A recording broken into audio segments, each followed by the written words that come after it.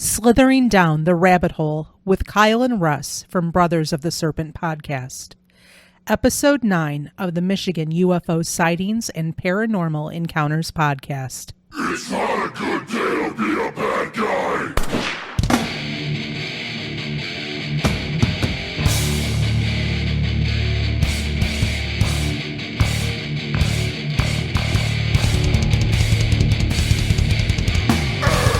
Hello, and welcome everyone to the podcast. I am your host, Wayne, along with my lovely co-host and wife, Michelle. Hey there. Coming to you from the glacial dumping grounds known as the Michigan Basin, where we cover such topics as UFOs, aliens, conspiracy theories, paranormal encounters, ghosts, the Michigan Dog Man, Bigfoot, and all things paranormal and strange in and around Michigan. Hey everyone, welcome to the podcast. Hey everybody. Wow, do we have a show for you today, and apparently the UFO report has now been released. We haven't seen the actual report yet, but in the news today we have a report about the report from NBC News, which was released just about an hour ago, and this will probably make a lot of people's blood boil. I know it did mine. I'm already having a bless your heart moment. Oh, and it's going to get much better. But first, I want to give a big thank you again to everyone who is sharing and spreading the word about the podcast. We continue to grow as a podcast and a community. This week alone, we have added another 130 members, and the week is still young. Amazing. A lot of people from around the world are interested in the paranormal and UFOs, and we welcome people from all around. So don't let the Michigan name in our podcast sway you. It's just because that's where we're based, and we do like covering things in Michigan, but we're not limiting ourselves to just Michigan. So folks, if you have a story you would like to tell, we would like to talk to you. You can reach out to us at mi.ufo.podcast@gmail.com. Send us a brief summary of your experience and we'll contact you to discuss things further and try to get you on the podcast. Yes, and also, I'm very happy to announce that our merch store is now active. So if you wish to support the podcast and wear some pretty cool swag, please make your way over to our merch store and check it out. Links to the store can be found in the show notes and on our Facebook pages and in the podcast description. Michelle, I'm almost afraid to ask, but I think it's that time, is it not? Yeah, it's the What's in the News. Yes. What is in the news? So through NBC News, an article has been released regarding the government report entitled UFO Report, Government Can't Explain 143 of the 144 mysterious flying objects, blames limited data. The Department of Defense established the Unidentified Aerial Phenomena Task Force in August to investigate mysterious flying objects. So it's like doing a road construction. There's one guy doing the work and a whole bunch of dudes standing around watching. I like to compare it to the group work that I remember in college where you would have, 3, 4, 5 people doing the work and really only one person did the work. The other 4 went about doing their own thing. But since August, and only one has been deciphered. If it sounds like I'm clenching my jaw, I am. The U.S. government can't explain 143 of the 144 cases of unidentified flying objects reported by military planes, according to a highly anticipated intelligence report released today. That report, released by the Office of the Director of National Intelligence, was meant to shed light on the mystery of those dozens of flying objects spotted from 2004 to 2021, but instead said it didn't have adequate data to put all but one of them into a category. Again, explaining my bless your heart moment. Well, when I was in the military, we always had a joke. military intelligence, a contradiction in terms. It continues to this day. Well, it seems that one UAP was a large deflating balloon, the report said. Sounds like taking the 10 math problems and going after the easiest one. The others remain unexplained, the report, which was required by Congress. While the report explicitly stated that unusual activity had been reported on multiple occasions, it also did not rule out that those incidents were the result of errors or spoofing. In a limited number of incidents, UAP reportedly appeared to exhibit unusual flight characteristics. These observations could be the result of sensor errors, spoofing, or observer misperception and require additional rigorous analysis, the report said. And this is why they wonder that nobody wants to come out and talk about anything. So, observer misperception. Here, just take the pill and go back into the matrix. We've got this. Don't worry about it. The report does not mention aliens or even vaguely hint at an extraterrestrial explanation for the reported sightings, but makes clear that much of the phenomena may be beyond the existing means the government has to identify such objects. So they could probably tell everyone what I had for lunch last Tuesday, but they don't have the means to identify such objects. A senior U.S. government official said ahead of the report's release Friday that we have no clear indication that there is any non-terrestrial explanation for them, but we will go wherever the data takes us. The official added, "We do not have any data that indicates that any of these unidentified air phenomena are part of a foreign collection program, nor do we have any data that is indicative of a major technological advancement by a potential adversary."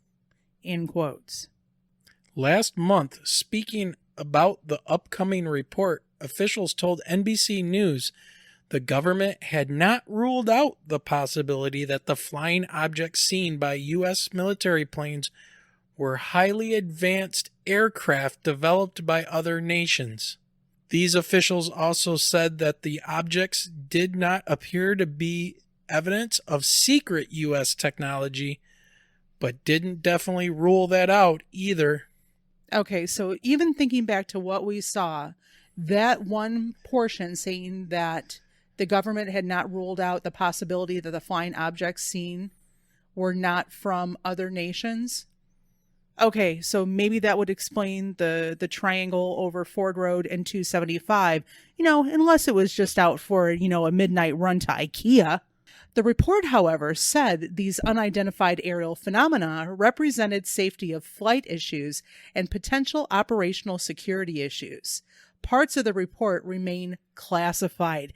So there is that term redacted coming out. I was told, we were told, you're going to be underwhelmed with this report. This isn't even underwhelmed. This is an insult to this is people's like intelligence. Going to Golden Corral, getting a salad, and then just walking out. So nothing else. This is ridiculous. I was hoping for a little bit better, but they can't explain 143 things. Underwhelmed. It sounds like the report went on the Atkins diet. There is a wide range of phenomena that we observe that are ultimately put into the UAP category. There is not one single explanation for UAP. It's rather a series of things, the senior U.S. official said Friday. The Department of Defense established the Unidentified Aerial Phenomenon Task Force in August to investigate and gain insight into the nature and origins of unidentified flying objects. Earlier that year, the Department of Defense declassified 3 videos taken by Navy pilots, one from 2004 and 2 from 2015, that showed mysterious objects flying at high speeds across the sky. The level of snarkiness and sarcasm is alive and well in this podcast today. It is alive and well, sitting right next to you as well. So, even the videos by the Navy pilots, it could have been spoofing or their misperception. Let that sink in. But here's the thing, and hopefully people realize this, but when there's an aircraft carrier out in the ocean, there's a fleet of support ships. These things don't operate by themselves. They have destroyers, they have anti-submarine warfare ships, sonar, radar, land-based aircraft. These ships don't operate in a like a bubble. They have all kinds of sensors and things because of the dangers that exist around these ships. And so it takes more than just one sensor to detect something.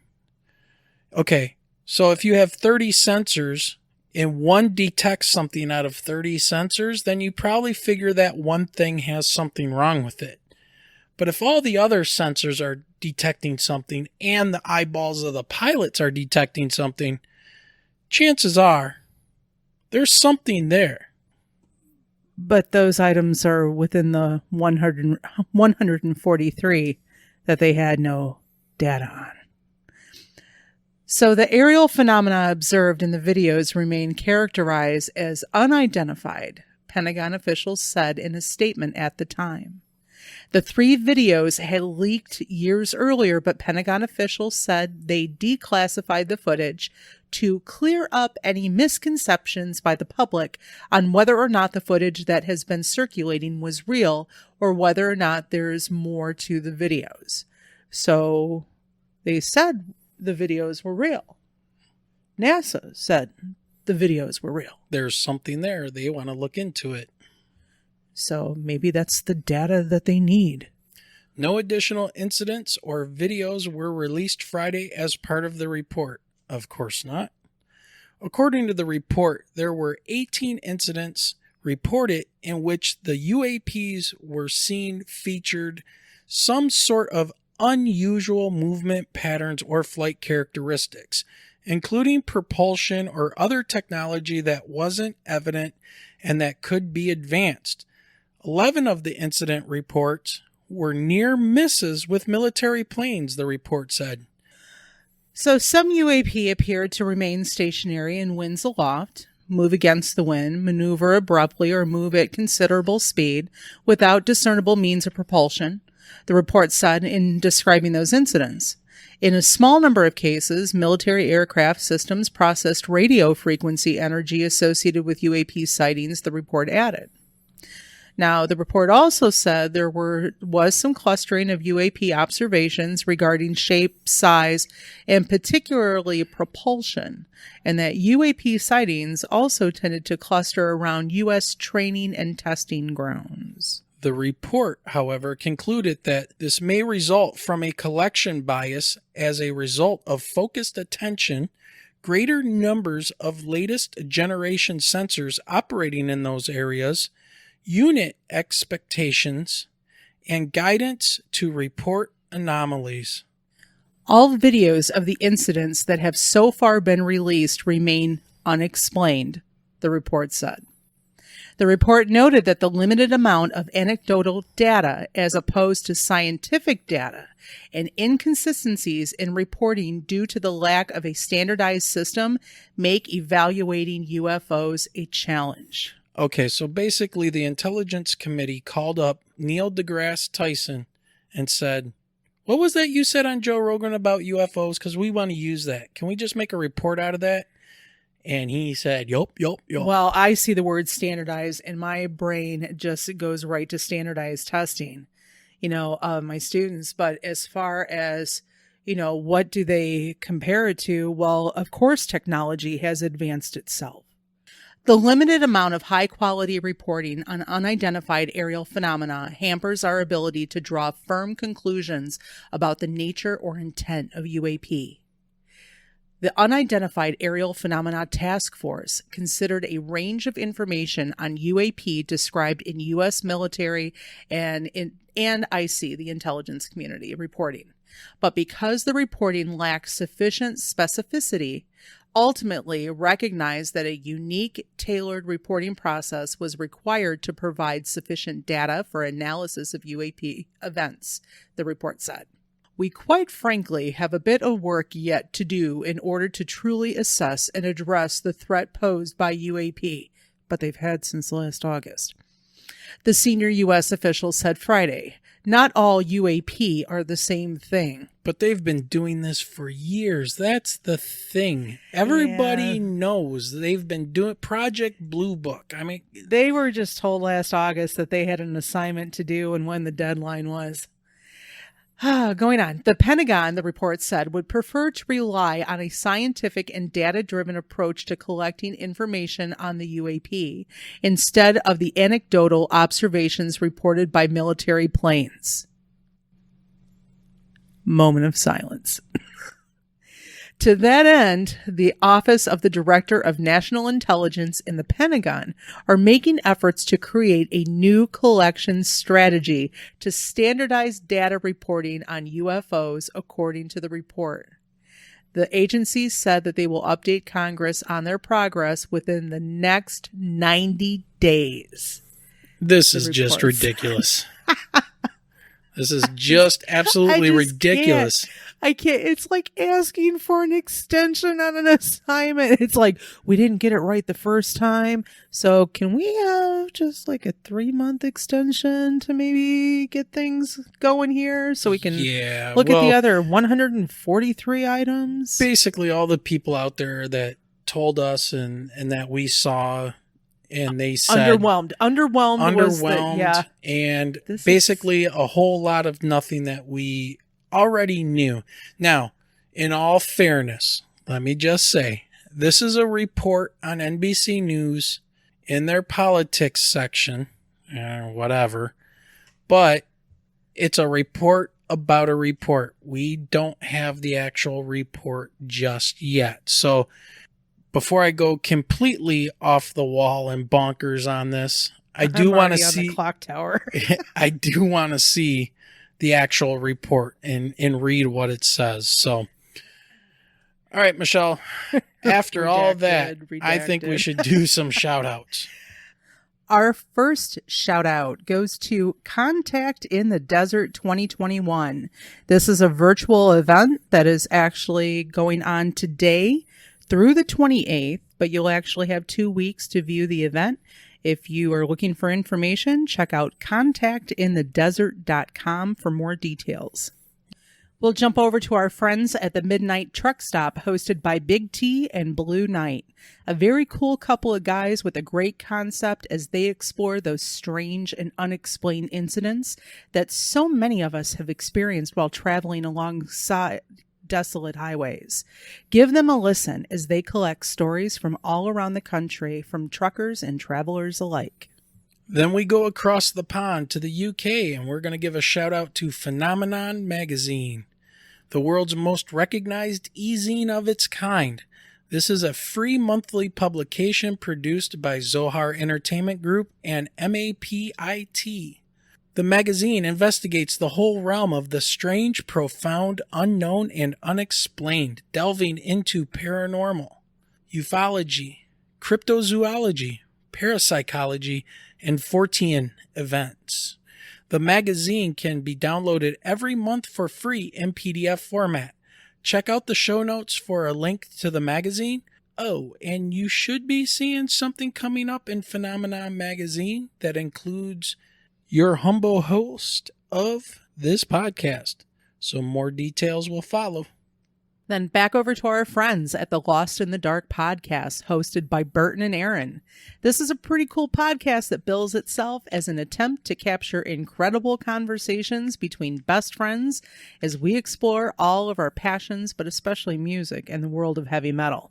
So if you're into paranormal investigations and loud heavy metal music, give them a listen.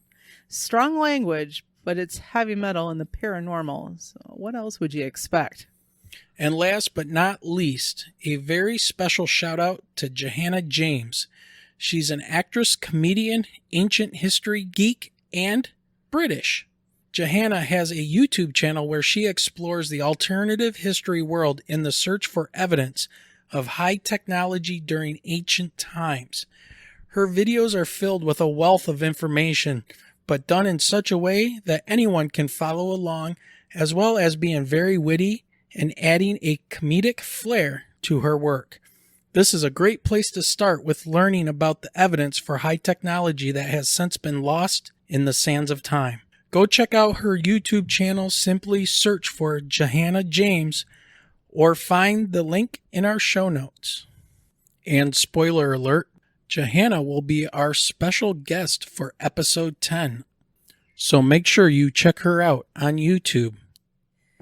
Well, we've asked for stories and sightings and explanations from the folks in our Facebook group, and we received a story from a young man of an occurrence in 2015 when he was 21 years of age. So I would like to read this to you, take this into consideration, maybe something to explore, especially if you are from this particular area.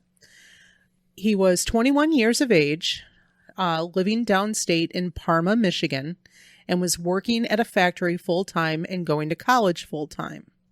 So the hours for the job were from 2 p.m. to 12 a.m. and went to college from 7 a.m. to 12 p.m. This happened Wednesday in August.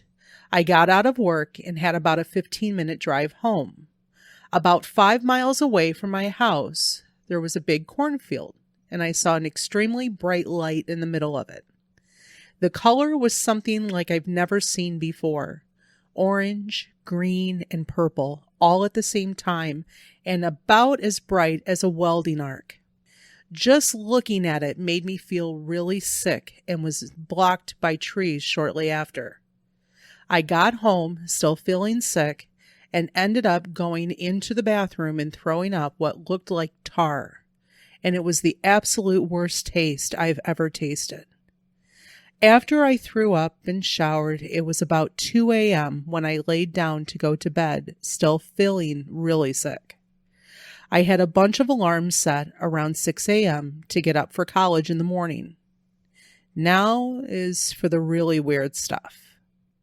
I had the most realistic dream, if it was a dream, where I was paralyzed and kind of phased through my ceiling. Next thing I know, I was in this room on what seemed to be a giant vet table with a really bright light right above me. I could see 3 silhouettes above me as well. All had extremely large heads, but that's all I could make out. I could talk, but I couldn't move still. They put something in my stomach and this scope type thing in my eye. When they went to retrieve the thing in my stomach, I remember one touched me, and the hand was very strange and freezing. I heard a very strange voice, and next thing I know, I woke up. But when I woke up, I wasn't in my bed. I was in the living room on the floor. I have never been a sleepwalker. I tried to ignore that and went to my room to grab my phone to see if I missed my alarms. My phone wouldn't turn on, and I later found out the TV didn't work either. I went upstairs to see what time it was because, rented from my dad at the time, and he didn't get home from his job until about 5 p.m. every day. My dad was home, and it was almost 7 p.m. I have never been one to even sleep 6 hours in a night. I was drenched in sweat when I woke up, so took a shower again and had a handprint with 4 fingers on my stomach and a huge bruise where they put the thing in my stomach. That's my story, and I still get freaked out thinking about it. I only sleep maybe 2 hours a night now. And he says, thanks for listening. Yeah, that's quite the story. I had made a suggestion to him that maybe he could, even though this was many years ago, maybe he could find somebody, maybe go to a chiropractor or something along those lines that would maybe take an x-ray of his stomach for him to see if there was maybe anything left behind for evidence. Or his primary care physician, someone Well, that the could problem is do an ultrasound or something. he went on to explain a little bit when he was messaging me that he believes that people around him would just say that he's doing this for attention or that he's crazy or, you know, some combination of both of those things.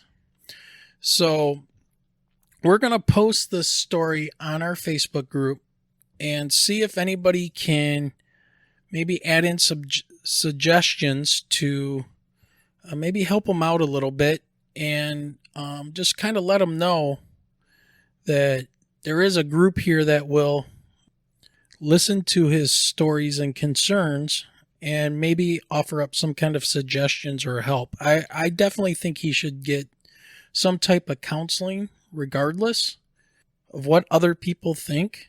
I always think that's a good thing to do. Well, and here's the thing, 5 or 6 years ago is really not that long ago. So if there's anyone in the Parma, Michigan area who is listening to this and who maybe saw something. Yeah, and you've got a similar story. I mean, this guy would love to have the support. Yeah, absolutely. So if anybody in the group has any suggestions or if you would like to email me and I can pass along any information, you can send an email to mi.ufo.podcast@gmail.com. Also, don't forget that you can use that same email to send us any stories that you may have that you would like put into our new little segment, Communication Corner. Yes. So with that being said, let's take a break and hear a word from our sponsors. Join me, George Norrie, for Contact in the Desert Worldwide Virtual UFO Conference, June 25th to the 28th. Contact in the Desert will be an epic weekend of exploration into UFOs, ancient alien civilizations, consciousness, AI, crop circles, and cutting-edge science. More than 130 presentations, 67 speakers, and 2 extra weeks to view our extraordinary lineup. Get your tickets today at contactinthedesert.com. It's time to make contact. Contactinthedesert.com. All right, Michelle, up next, I am super excited for our guest on our podcast this week. It is rabbit hole time, guys. Oh, man, do we go down the rabbit hole and all around the place. Please help us welcome to the podcast Kyle and Russ from the Brothers of the Serpent podcast. All right, ladies and gentlemen, it is with great privilege to welcome the Brothers of the Serpent, Kyle and Russ. Guys, thanks for joining us. Hey, man, thanks. It's great to be here. Yeah, thanks for having us. I got to start off by saying listening to your podcast is one of the big reasons why we wanted to get started into podcasting. So it's really an honor to have you guys on the show. Well, thank you. It's interesting to hear people say that because, we've said that to quite a few people about starting our show. And so it's interesting to be on the other end of that. So I'm glad this podcasting, the podcasting is spreading around. You listen to someone's show and you're like, man, I want to do that. I want to join this conversation. And I think that's what you guys are doing. I listened to all your episodes and I think it's great. Yeah, I think you're right. It's one of those things where I've listened to podcasts for a while and it's like, man, not only do I get to know the people doing the podcasting just from listening, but it's like, man, I really could add in something here. I really want to talk to them because they just sound like cool people to talk to. So, hey, here we go. Yeah, here we are. So, I know this is I'm supposed to be being interviewed on your show, but I'm going to be interviewing you guys too. It's going to go back and forth here. So I've listened to your shows and I have to say, I guess it was it episode 0 or episode 1 where you talked about your experience that happened a couple of years ago? That would have been episode 0. That was kind of like our pilot episode where we were just trying to figure out how to do the whole recording thing. And we were like, well, let's see how this turns out. And where we go from here. Then it was like, we need to buy microphones. We need to get a mixer, and it's just spiraled out of control. And then the responses we were getting from people just with that episode 0 was like, I guess people really want to listen to this stuff, Yeah, well, it was weird. I really liked the report of your experience, and yeah, I have two things to say about that. Number one, I like how you guys have done kind of the opposite of what, it's not the opposite, but it's a different, like we started with episode 2. Right. And I'm like looking at yours and you're like episode 0. That. And I'm like, oh, this is cool. You also don't, your podcast doesn't start at episode 1. That's just cool. Right. Yeah. We had to go the other route and be like, look, if this is horrible, we can just say it's episode 0. And then it never truly started. It never existed. Exactly. Genius. Genius. That's what I'm saying. Wish we would have thought of that. So that's kind of where my first question I wanted to throw out at you guys is, what made you guys decide to start doing a podcast that is now over 200 episodes strong? And man, I've got so much catching up to do too. I just got through episode 200 and, man, we got to talk about UFOs coming, I'm going to save that for later, but right. What made you guys decide to get into podcasting yourselves? Well, I normally answer this question, but I want to see what Kyle says. Why don't you take this one, buddy? Hey, man. It's not for the money and the chicks, is it? I'm going to go all hipster on you because I was listening to podcasts before there were podcasts. Yeah, I just, it was the nature of our work. We were contractors. I actually started doing this before Russ, but basically running machines, clearing land. And, okay.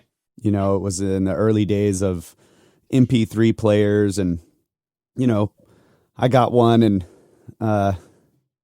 started out loading up music on it, but that quickly got boring. And right, Russ introduced me to audiobooks, so I started digging around and finding audiobooks, and then from there I started looking for lectures on subjects that I was interested in, like college lectures. So you could go on to university websites and find free audio on economics or world history and all that kind of stuff. So I was getting as much of that as I could, and then iTunes came out with, I guess, the podcasting and iTunes U. Yeah. And so it was just, I was able to listen for 10 hours a day in the machine. If I was working 8 hours in the commute to and from, and so we both just ended up, that's what we did all day, and it was always about searching for like the best new information that we could find. So we started sharing podcasts with each other, and eventually leading down the road, the rabbit hole of rabbit holes. And we were always talking about everything that we were learning while we were working. After work, we'd be like, oh man, I'm listening to this. And we'd have these great conversations, and we were just into the mysteries of the real world, the nonfiction, basically. And Russ early on started saying, man, I'm listening to these various podcasts, and they're starting to talk to each other about all these things. They're interviewing people, but then they have round tables and have all these discussions like the discussions we have after work. And he was just saying, man, I want to be a part of that conversation. And I don't remember what the final straw that broke the camel's back or whatever you call it was, but one day we're coming home from work and he was saying this same thing to me again, like, God, I want to do this, man. And I was like, all right, let's do it right now. So we just get home and jump in the studio and hit record. I think it probably was a combination of some Where Did the Road Go? Because, Soraya started doing these big roundtables, and he was because he would get on authors. Yeah, and to Russ talk about their books, but then he started inviting other podcasters who were also talking about this stuff, and people who are writing for Mysterious Universe website. And I was listening to Mysterious Universe. I'm listening to Where Did the Road Go? I was listening to Grimerica. And, when all these guys started talking to each other, and one day I hear this Where Did the Road Go roundtable where they're all discussing, I don't know if it was cryptids or UFOs or paranormal stuff. And I was just like, God, I want to join these conversations, because I'm in my machine listening to this and I'm shouting at them, of course. That's what everybody does. So, Yep. And then Kyle was like, all right, let's just do it. And that's what we did. Yeah, so I was just like, well, I'll handle all the studio stuff if you can figure out how to make it, figure out the RSS feed. Oh yeah, that's right. That was your stipulation. Yeah. You were like, we'll record it as soon as you show me that you put in the effort to make an RSS feed. So I did that. Yeah. When did you guys start your podcast? When was your first official podcast? The only one who knows that is Laura. I'm terrible at remembering dates. And, so there's this thing with the way that I do the feed. I basically use, one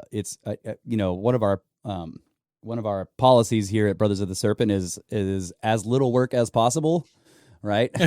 Well, you guys are doing a lot outside of podcasting. Right. Well, yeah, it's kind of a joke because it's a lot of work. All of it's a lot of work, which is why we joke about as little work as possible, which still means you end up doing a lot of work. But what we mean is we don't want to stack more work on stuff. So an easy way I found back when we started and this was before there was a Libsyn and before there were any of these big podcasting RSS generators, was that Google Blogger, right, would generate, if you had a blog on Google, you could sign up to it as an RSS. Yeah, I mean, that was what RSS originally was. Right, for news. Right. It was just for text, for news feeds. So I found out that if I started a Google Blogger site, it would generate an RSS feed that would work in RSS readers as text and images.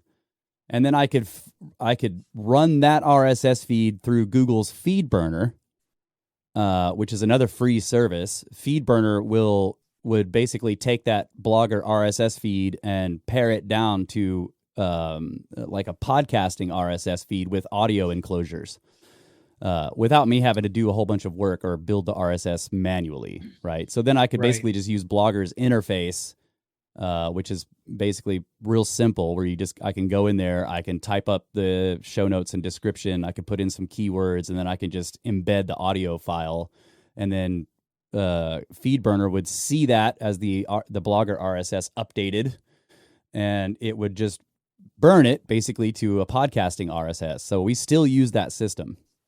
The problem is that with Google Blogger, if you make any adjustments to an old post, it updates the post date.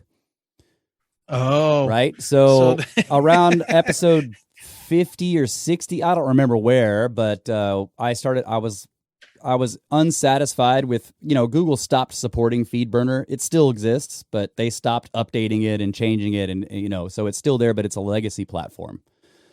So I was unsatisfied with the way with the stats that FeedBurner gave me for monitoring what was happening with the podcast, how many downloads we were getting, how many views. FeedBurner's stats system is strange, which is weird because, a lot of people use Google Analytics and FeedBurner is a Google platform. But I was looking at the possibility of using some other services that were coming out. Blueberry, in this particular instance, offered a free podcasting stats service, but that required that and I'm going to a bunch of technical details here. Your listeners are probably not interested in, but I'm interested in it. That's I'm a okay. total nerd here. Yeah, you can delete all this stuff if you want. Zero mistakes. But yeah, so I had to go back and add some code to all the audio enclosures in Blogger, and that changed the date of every post I did that to the day that I did that work. So I don't remember when the podcast started anymore. Well, I can tell you Right. It was in 2016, at least. Oh, okay. It had to have been because I remember the job that we started. And I remember where we were driving every day and we were carpooling, and that's when we decided to do it. So, Okay. Yeah. I don't know what month it was, Right.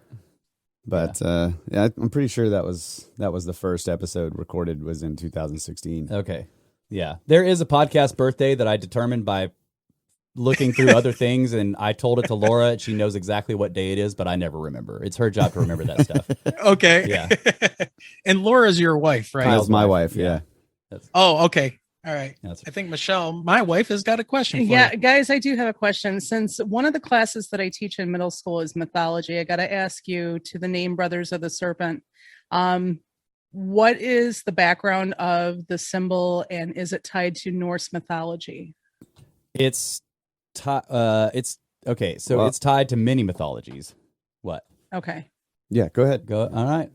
I feel like Kyle's about to skirt dirt me over here. Is that what's going to happen? No. Okay. Go ahead. I was actually just reading up on Serpent symbolism, so I don't know. Oh, okay. Yeah. Take it away then.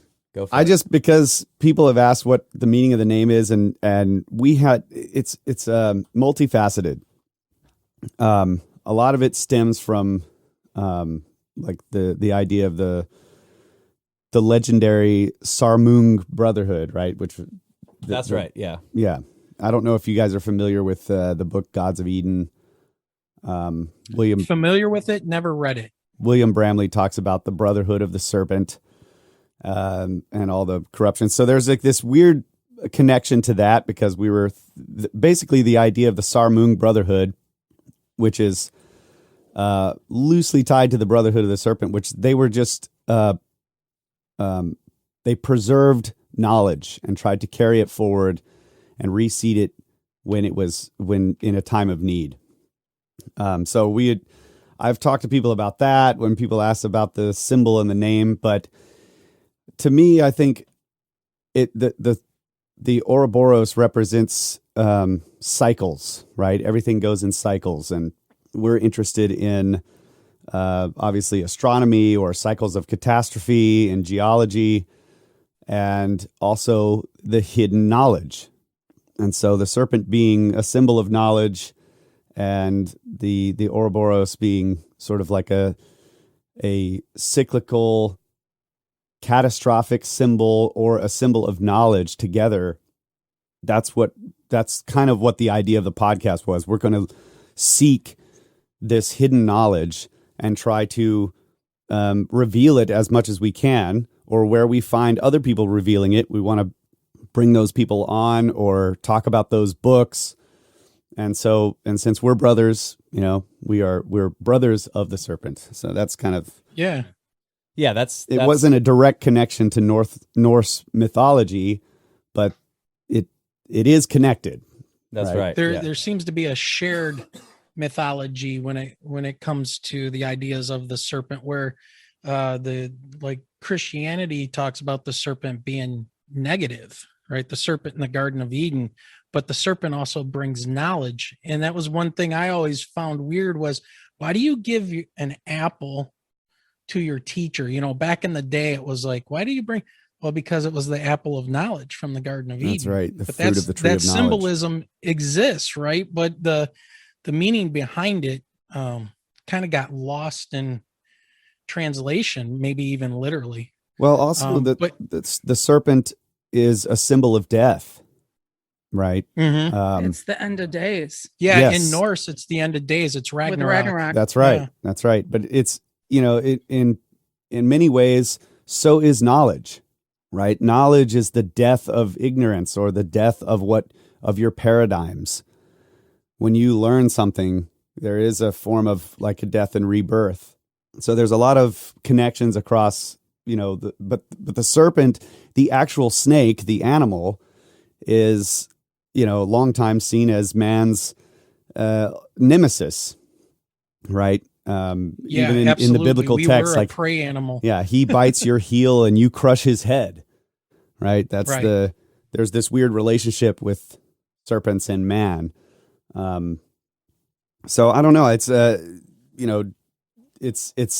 it's made its way into all of these ancient cultures and traditions as a symbol of knowledge, a symbol of death, a symbol of cycles, rebirth. So I just love it personally. I love the symbolism of the serpent. So and and there's also like the shedding of the skin. yes, Right. Skin veil. Which is like you going through your phases, I guess, your phases of maturity or growth, so you shed your old skin as you get older That's right. and learn more things. So plus there's the symbolism of myself being an earth science and astronomy teacher. The Ouroboros, like you were saying, when I first saw the symbol, that's what immediately went to my head, was the serpent eating its tail, the never-ending cycle. That's right. And I think in a lot of mythology that is portrayed, even just south of here, we have in Ohio what's called the Serpent Mounts, and or the Serpent Mounds. And if you look at those mounds, the head of the serpent, and it's pretty apparent that it is a serpent with its mouth wide open, and what it looks like is an egg. That's right. In front of the mouth. And that's about what I know of it, other than there was a bunch of people just there recently, and on the summer and winter solstice, the sun rises right in front of that orb. That's right. In the serpent's mouth. My favorite interpretation of that site is that the serpent eating the egg is symbolic of a comet or something from the sky coming down and hitting the earth, right? The comet slamming into the earth, causing a sort of a death and rebirth of the earth at the same time. And of course that mound is positioned outside of a very ancient astrobleem, a crater structure. I mean, it's right on the rim of it. Yeah, it's on the rim of a very old impact site. Wow. So it makes you wonder. That I didn't know. Yeah, it makes you wonder what these people who built this knew. Right. One of the, and maybe you guys have heard about this interpretation as well, but if you look at the way that the snake is writhing back and forth, and you go to opposite basically parts of the body at the highest points, that those points, if you stare off to the east, where the head's facing the east to watch the rising sun, you will see that those points line up directly with the solstice, or no, the phases of the moon, or so. Yeah, that's what. So those bends in the body mark the most northern and southern moon sets and rises across the 18.6 year cycle of the what is it called, the the moon will move. I can't remember what it's called. North and south. Yeah, the moon has a bit of the orbit of the moon has a bit of a wobble, and it takes 18 something years for it to go from one extreme to the other, and then it does a major and minor oscillation. So it'll go far out, and then far out on the right, and then on the left, and then it'll come back in and go not as far out on the right and not as far out on the left, and then it'll go back to the right to the most extreme position, back and forth. It does this over and over, and those bends mark these spots. And that's interesting because there's interest. There's major and minor lunar standstills is what they're called. Yeah, that's it. Yeah, so going back to the logo and the name, we had long conversations about what we were going to name the podcast, and we came up with a bunch of different. But the Brotherhood of the Serpent and the idea of this group of people whose job it was to study the esoterica, to maintain ancient knowledge and then re-inject it into civilization, to me was the main impetus of the name, obviously, because that's Brotherhood of the Serpent, and that's there's no clue what they called themselves. Right. This is a term that's given to them, and the serpent itself shows up in all kinds of interesting places. That the caduceus is this is an Egyptian symbol that signifies medical knowledge. So is the Ouroboros. I mean, that's and the Ouroboros is also associated with alchemy, which also stems from Egypt, right? Kemet, chemistry comes from this idea. And, Randall's talked about, if you see the symbol of the Ouroboros in any of these cathedrals, these beautiful cathedrals that are in Europe, if you see that, that somebody is, the symbol of the Ouroboros in those cathedrals is a clue to anyone watching who knows what they're looking for, that alchemical knowledge is embedded in the structure of the cathedral itself. And so, then you're questioning, well, what is alchemy exactly? Because alchemy blends the fields of spirituality and physical sciences.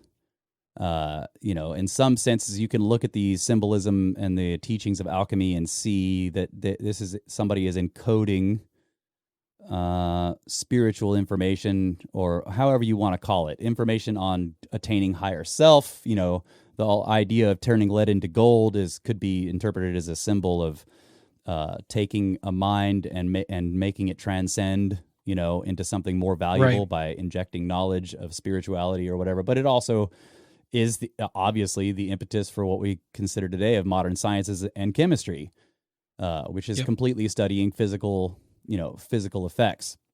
So there's all that. And then, when you look into mythology, specifically going back to, for example, the ancient texts of the Bible, you get these weird, like first you have the serpent in Eden, which is what you were talking about. So it gives it a negative connotation. But if you go later on, you can see other places where it's not necessarily negative, or where it's sort of ambiguous, right? So like one that I always remember is the story of, when you're in Exodus and you've got the story of Moses going up against the Pharaoh.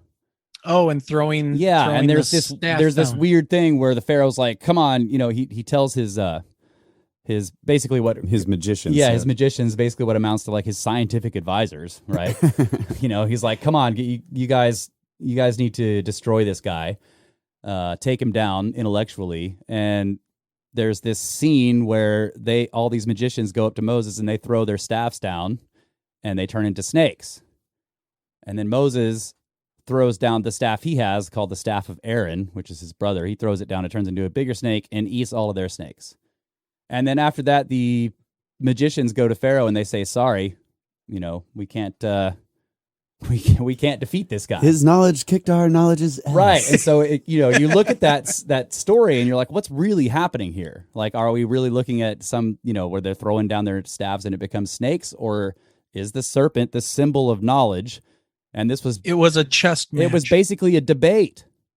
Yeah. And they go out there and they throw out a bunch of their knowledge, and Moses turns out to have better and stronger and higher knowledge than theirs and destroyed all their arguments or something like that. And what they ended up telling the Pharaoh basically was, this person is a member of our own order and he stands above us in that order, so we can't help you. Yeah. And that makes sense because Moses was raised by an Egyptian princess, and he was as a member of the royal family, was put through all of those secret schools that Egypt had, right? So he just ran away for a while, comes back as an older man probably, and they didn't recognize him, and then it turns out that he's actually a member of these guys' school and he stands above them in it. And so they had to tell the Pharaoh that they can't help him. In other words, their allegiance to the school was stronger than their allegiance to the Pharaoh, which to me is an indication that we're looking at a branch of the Brotherhood of the Serpent. And, all the symbols in there it sort of indicates this. And then another biblical one, I'm not going to be able to quote this exactly, but, later in the New Testament, it's Jesus, right? And he's giving advice like, be as wise as the serpent and something else as the dove. I can't remember what exactly the quote is, but that's another place where in the Bible, the serpent is given not as a negative thing, but as a symbol of wisdom. So the negative connotations from Genesis are interesting because it's considered negative because of what happens in that story, but really innocent. Yeah, be as wise as the serpent and innocent as doves is what Jesus tells his followers, right? Right. So when you go back to the Genesis story, what you see is the serpent is attempting to inject knowledge into the human race. And we've discussed this quite a lot on our podcast on why was this a big problem? What exactly is going on in this story where something is saying, hey, humans, you're kind of dumb. Here's a way for you to get smart. Yeah. And then God has a big problem with this. You're like, wait a minute. And the Tower of Babel is the same way. You look at the Tower of Babel story and you see again that humans are achieving something. They're striving to reach the heavens or whatever exactly it is. And God comes down and is like, this is a big problem. And, the question is, well, what exactly is the problem here? What is the problem with humans attaining knowledge? and why is it attempted to be stopped? And we've talked about the Tower of Babel a lot, and that story haunts us because when you speak to people who have Christian views, they view that story as like somehow man was being arrogant or something. That man was trying to attain the same status as God, right? But when you read the story, there's no real sin involved in this. They're just, what they say is, let us build this tower so that we shall not be scattered across the face of the earth. Because they had just experienced the Great Flood. Right. They had just come out, a few hundred years before, they'd come out of a giant cataclysm, and they're like, let's sort of do something that will keep this from happening again. God comes down and goes, look at what they're doing. If they continue to do this, that nothing shall be withheld from them. That's what the translation says. And then he says, let us confuse their tongues and scatter them across the face of the earth. In other words, do exactly what the humans were hoping wouldn't happen. And that, to me and to us, we look at that story, we're just like, what really is happening in this story? What is really being told to us? What understanding and knowledge is being carried down here? And that it seems to be that something does not want humans to attain certain knowledge and has been working to prevent it throughout history. If you take the stories not necessarily literally, but that they're telling you about true events, and this isn't a deeper symbolism of something else. So the idea of the Brotherhood of the Serpent, again, going all the way back to the name and the symbol, is that we're interested in the idea that knowledge should be studied, collected, talked about, and then re-injected into civilization by people who are interested in it. And that's we admire the concept of this kind of brotherhood, of this kind of system, and so we sort of named our podcast after it, with a little side joke in there that we're brothers, basically. So we just changed it to Brothers of the Serpent. So that's it. There you go. Long-winded explanation of the name. That was awesome. Well, now I don't have to ask you my next question, which was going to be, for those of us, or for those of that are in our audience that would like to know a little bit about what you guys talk about, we can say everything now. Yeah, there you go. Yeah. Yeah, and so awesome. for your audience, we have terms that might appear randomly in what we're saying, things like script tart or butt flaps, and maybe you guys would have to explain those to people. But if you hear those, you can go to our website to figure out what they mean. Yeah. And I think Johanna James has really adopted the scriptard. Yes. She term, because she's digging into the field as well now, and instantly running into people that will be skeptical at just to be skeptical. Right. Skeptical in a way that's not really skeptical, but which is basically just defending the standard model line. Right. Yeah. That's what we call a scriptard. Somebody who, and that's kind of one of the things I talked to Ben about too, is that, these institutions, and I do want to ask you about the Younger Dryas impact hypothesis and where you guys are with that as well, because that's something I'm very interested in. But it's the gatekeeper mentality that has infiltrated everything from these institutions, to the point where you have people that are skeptical and they don't know what they're skeptical about, other than you're bringing up a different idea or trying to have a conversation about something that they're not comfortable with. Therefore, you're crazy, you're nuts, that's not true, get out of here. And it was just one of those things that I brought up to Ben, because Egyptology, I mean, good Lord, bring up any kind of different ideas about that, and you got Zahi Hawass running and screaming at you and discrediting everything.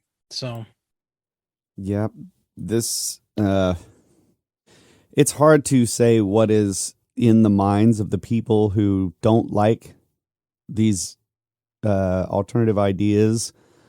I don't know. I have some suspicions about why they object to it so vehemently, but I don't know. I guess it could run the gamut. I mean, some of them just, may be skeptical because like for example, of the Younger Dryas impact hypothesis, because there's no smoking gun crater, right?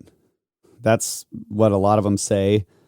But then there's been a myriad of arguments all along the way that have seemed to be, to me, ridiculous arguments that just don't make any sense when you scrutinize the details. So I don't know what it is. Maybe it's protecting the paradigm. I think a lot of it may go back to once you get into the peopling of the Americas, how far back that goes, then you have to face the possibility that you may be challenging the evolutionary development of man, which really disrupts a lot of textbooks, things that we've been teaching for many, many years. So yeah, it's there are a lot of structures built up, and certain ideas, if they were wiped out, would require a complete retelling or rewriting of the entire story. And I think that the implications of the Younger Dryas impact hypothesis is what gets a lot of people upset right off the bat.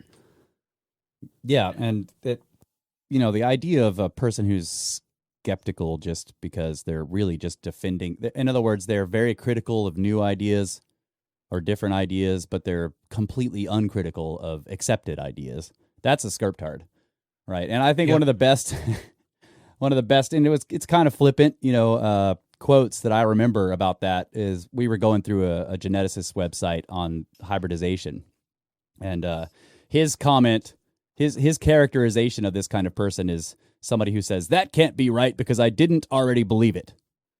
Right. And that, to me, I'm just like, yes, there you go. That's what's happening. Right. There's this impetus to be like, no, what you're saying means that everything I thought was wrong. And that means that it can't be right. So there's that. And then, with the Younger Dryas, like Kyle said, there's the problem of the origins of humanity itself embedded in this issue. And there's also a problem of uniformitarian ideas about Earth itself. And how long do geological processes take? And something this cataclysmic, this recent, if accepted, would require an enormous overturning of a lot of ideas about the structures of geological features all over the planet. Right. So this is a big problem. Like one of the things that is, you know how long it took them to accept the KT impact, the Cretaceous Tertiary. Just recently, there was a paper that came out, I guess, within the last year. And the news articles about this paper were like the headlines were basically finally put to rest, right? Like the debate is finally over. Yeah, they found the crater. Right? They finally agree that yes, this is the crater. Yeah. So it's, even though I didn't realize it was still going on, and I'm sure even in some areas there's some holdouts, right? Yeah, absolutely. Which is okay. Yeah. But yeah, it's that was very recent. Yeah, and so that's one that this is an easier story to accept because it's supposedly so ancient. 65 to 70 million years ago. The KT boundary, or KP as they call it now, the Cretaceous Paleogene boundary, and these boundary events. If you look at a geological chart, a lot of these boundary events are indicative of something catastrophic taking place. Yep.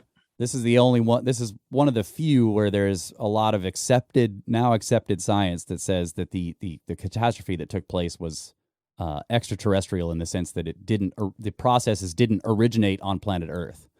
The energy input came from something impacting the planet very hard, something very large impacting the planet and causing a massive restructuring of everything, including the die-off of everything, all the large animal types. So something like that taking place within Homo sapiens lifetime existence on this planet is a lot harder for people to accept because it has huge implications for human origins and what has happened with us on this planet. And it sort of opens the door for others to be discovered, also more recent, right? That's right. You know, not Yeah. like even just a few thousand years earlier, or maybe 50,000 years earlier. Right. Like George Howard's tusk, you know, is a big problem for, you know, it's kind of got tossed aside because it's strange, but that tusk, when they got it, they thought this was a part of the die off of the mammoths for the Younger Dryas period, but it turned out to be too old for that. It was dated to be between 30 and 40,000 years old. I don't remember the exact numbers, but it also has extraterrestrial materials embedded in the tusk, which is why he calls it the cosmic tusk. Okay. So, you know, that makes you wonder, like, well, where did that, you know, how does it have embedded materials that imply cosmic material? In other words, you know, the stuff that we associate with meteor impacts, you know, platinum group metals and magnetic spherules embedded in the tusk itself, as though it was these are little vapor bullets. Basically, the mammoth was, you know, was injected with material from a cosmic impact at 30,000 years ago. And so so if you have that plus the Younger Dryas evidence from 12 to 14,000 years ago, now you have impacts that are taking place on a much more regular basis than 65 to 70 million years ago to now. And then there's Burkle crater, which is, you know, this is very much not accepted, but there's evidence coming out now that there's, and not just now, but people have been looking at this for a while. It's hard to study because it's 2 miles below the surface of the ocean in the Indian Ocean. But there's evidence that there's a really young crater, a very large young crater out there that may have impacted between 8 and 7,000 years ago. Or I'm sorry, 8 and 6, between 8,000 and 6,000 years ago, something hit the Indian Ocean. And there's other proxy evidence all around the Indian Ocean, which in the form of what look like gigantic tidal wave deposits on the coastlines around that ocean. And that's, you know, if that happened that recently, then it's possible that bombardments take place a lot more often than the standard model and uniformitarian geology has accepted. Yeah, and then you get into another problem for people that want to, you know, discount all this information, which is these ancient texts that talk about, you know, the destruction of the world, that they... Yeah, I was just going to bring that up. All the flood myths that exist out there.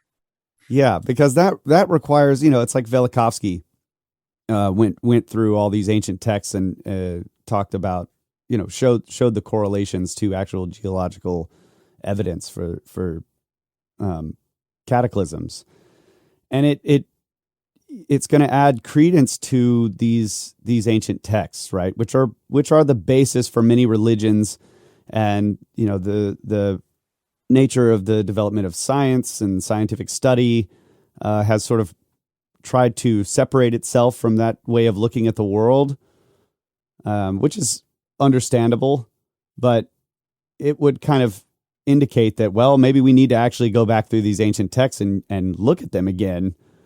And maybe these people are telling the truth, right? Which that can cause problems with paradigms.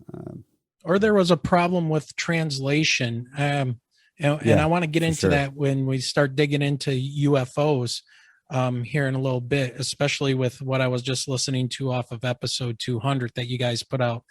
But it really, you know, with the die off of the dinosaurs and that catastrophe, and now they've finally, you know, quote unquote, settled the score when it comes to the crater that's off the coast of Mexico, I believe. Is that where they found it, off the peninsula there? Yeah, it's basically in the Gulf. Yeah. Why, you know, and for those of you that aren't familiar with the Younger Dryas impact theory, it basically says about 10,600, 11,000 years ago, a comet that was breaking up impacted the Earth, and smaller pieces exploded in the air, like Tunguska, in Russia, but you did have some impacts into the Laurentide ice sheet, which is, most of North America at that time, and then Greenland as well. And so this caused this massive die off and a cooling off of the planet, massive fires, 180 megafauna just disappear. And, when I was in college, like I had told Ben on the previous episode, when I questioned my professor, because a lot of it didn't make sense to me, is their answers always were, it was either the chilling, the ill, they got sick, or they were killed off by humans. And then they would talk about, the short-faced bear and saber-toothed tigers and these mammoths being huge and humans running around in loincloths and atlatls. And, there was just a few thousand of them here in North America, and they're killing off all these huge megafauna. I mean, that would make these humans into snacks. And it would be, a joke for them to go after some of these animals. And, it never really made sense to me. But then when we talk about dinosaurs millions of years ago, it's like, 70 million years ago, sure, we can look into that and argue about it a little bit. But yeah, that makes sense. But the ending of the last ice age, we can't. It's like you can't apply that same kind of a logic to something that happened closer. And I think it has to do with a couple things. One, it makes us very uncomfortable to think about space isn't all that empty, especially in our solar system. And we've got these impacts. I mean, people look at the moon and don't realize that those craters you're seeing were caused by things trying to get to the Earth. They just happened to hit the moon first. I mean, thankfully. And it's like this red pill, blue pill kind of a thing. Don't disturb me. Don't make me uncomfortable. I just want to be safe and back in the matrix where everything's nice and comfy and I can have my steak. And, I don't want to think about those things. And we've built up this whole world and these societies based on, keeping our head in the sand when we know that the Earth is a dynamic place. We know there's things going on in the solar system, in the universe. It could be catastrophic, and maybe it's like a form of like accepted helplessness. Like maybe if we just don't talk about it, people won't know just how crazy things are and how bad they could get really quickly. And maybe these people in these ancient texts were actually trying to warn us in the future about these things happening. But let's just say it was crazy myth and let's move on. Yeah. And, the warning thing you just brought up there is another interesting thing in these ancient texts where somebody's always warned before the catastrophe takes place. Yeah, God sends his angels to talk to the people. And, even Noah building the ark, somebody told him something. I mean, yeah. Are you looking to there's plenty of, for example, Native American legends. Yes. Where they talk about the eagle comes down to the seer, right? So we're talking about I don't know what we're talking about. The seer would be the shaman or the wise person. And the eagle comes down and tries to tell the guy, like, hey, your people live in this valley and there's going to be this gigantic wall of water rolling down here pretty soon and you need to get everybody out of here. And in a lot of cases, the seer listens to the eagle or, whatever the symbol is, the eagle or the some other animal spirit or something. But the one I remember the most is where, because it sort of stands out, is where the seer doesn't pay attention. The seer is like, whatever, I'm not listening to you. You're an eagle that doesn't, you don't know what you're talking about. And the eagle's like, well, you're a seer that doesn't see. And then, of course, in the story, the wall of water comes down the valley and wipes out the village. Yep. And so there's plenty of flood stories or destruction stories. Some of them from various places. People are told to, instead of building a boat or climbing a mountain, they're told to go underground. And that the destruction is not going to be water, but fire and ice. And it's the question is like, are we looking at the same event or are these many events? Right. But you can imagine, because in some places, like for example, North America, if these things hit the ice sheets, that you're going to have water problems if you're farther south of the ice sheets because you're going to have a big meltdown. But in other places, it might have been fire. And at first, there's fire in the sky, and then you end up with 1,000 years of winter because you go back into the Younger Dryas. So it's interesting to wonder: are these texts talking about the same events, or are they separate? In which case, many of these events take place. That it's happening a lot of times rather than one big time. So, but there's so many myths of destruction, and the Younger Dryas is one of the most. It is the most violent extinction event in the past 2 to 5 million years. So, and it's interesting because the idea of megafauna dying off, that it was human hunters. Well, the megafauna existed in other places too. They weren't just in the Americas, and they all died in Europe as well, over in the old world, where, according to the standard model, humans had been around for a long time. So the idea of, correlating the die-off of the megafauna with the arrival of humans, because they're like, look, the Clovis people show up and then the megafauna all die. So there's a clear correlation to the die-off. Well, there were humans for hundreds of thousands of years elsewhere, not in the New World, with megafauna, and the megafauna and the humans didn't kill each other off. So I don't think you can make that correlation, but that is one that they try to make, that the die-off of the megafauna happens after humans arrive in North America. Yeah, but at the same time that there's a bottleneck in the human population. That's right. So it's just, this is what I'm saying. Yeah, we'll just call it a draw. Trace that genetically, that there was a bottleneck in human genetics. Yeah, that's right. That's I was just joking. We'll call it a draw, right? The humans and the megafauna they fought each other to extinction, just about. But the humans, there was a few of them left. But I don't know of many hunter-gatherer cultures out there, especially the hunter ones, that did not have great reverence for their food and treat it, with respect, and the fact that if we overhunt these things, we're going to die. Well, I think they use the American bison as an example, right? We hunted them to near extinction, right? Yeah. I think that it has happened. I'm sure that in some cases it's happened. At least they've become endangered through human hunting. And it's just, when you look at that period and you see all of the different animals that went extinct all around the same time, and the all of the crazy stuff that was going on in the climate, and all of the flooding and everything that's left in the geological record, it's nuts to me to think that you've got a single problem of human overhunting, right? It would be one thing to say, well, there was a whole lot of them killed from the cataclysm, and then the few survivors that were left may have been the only food sources for the few survivors of the human population, and maybe they were helped along on their path to extinction by the survivors, right? That's exactly what I was thinking. Yeah, so everything plays a role. It's like, to pin it on one thing and say this is the entire cause is kind of oversimplified. Yeah. Well, since we've dug into the Younger Dryas impact hypothesis, I now need to go and dig into Atlantis, guys. Yeah.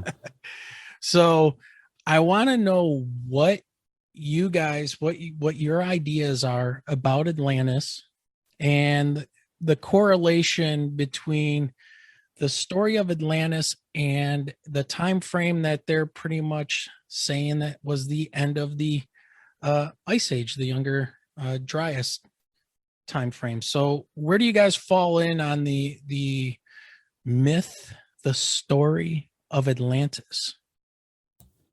Well, I'll take a shot at this. I'll just say I used to think of Atlantis in more general terms, as like, this is the the general name given to some ancient lost civilization, right? Okay. And I do think that there is, I would just say personally, I believe in the possibility that there is an ancient lost civilization that achieved, a level of higher technology. I'm not imagining that they're walking around with cell phones and all the same type of technology as us, but at least higher than what we have seen.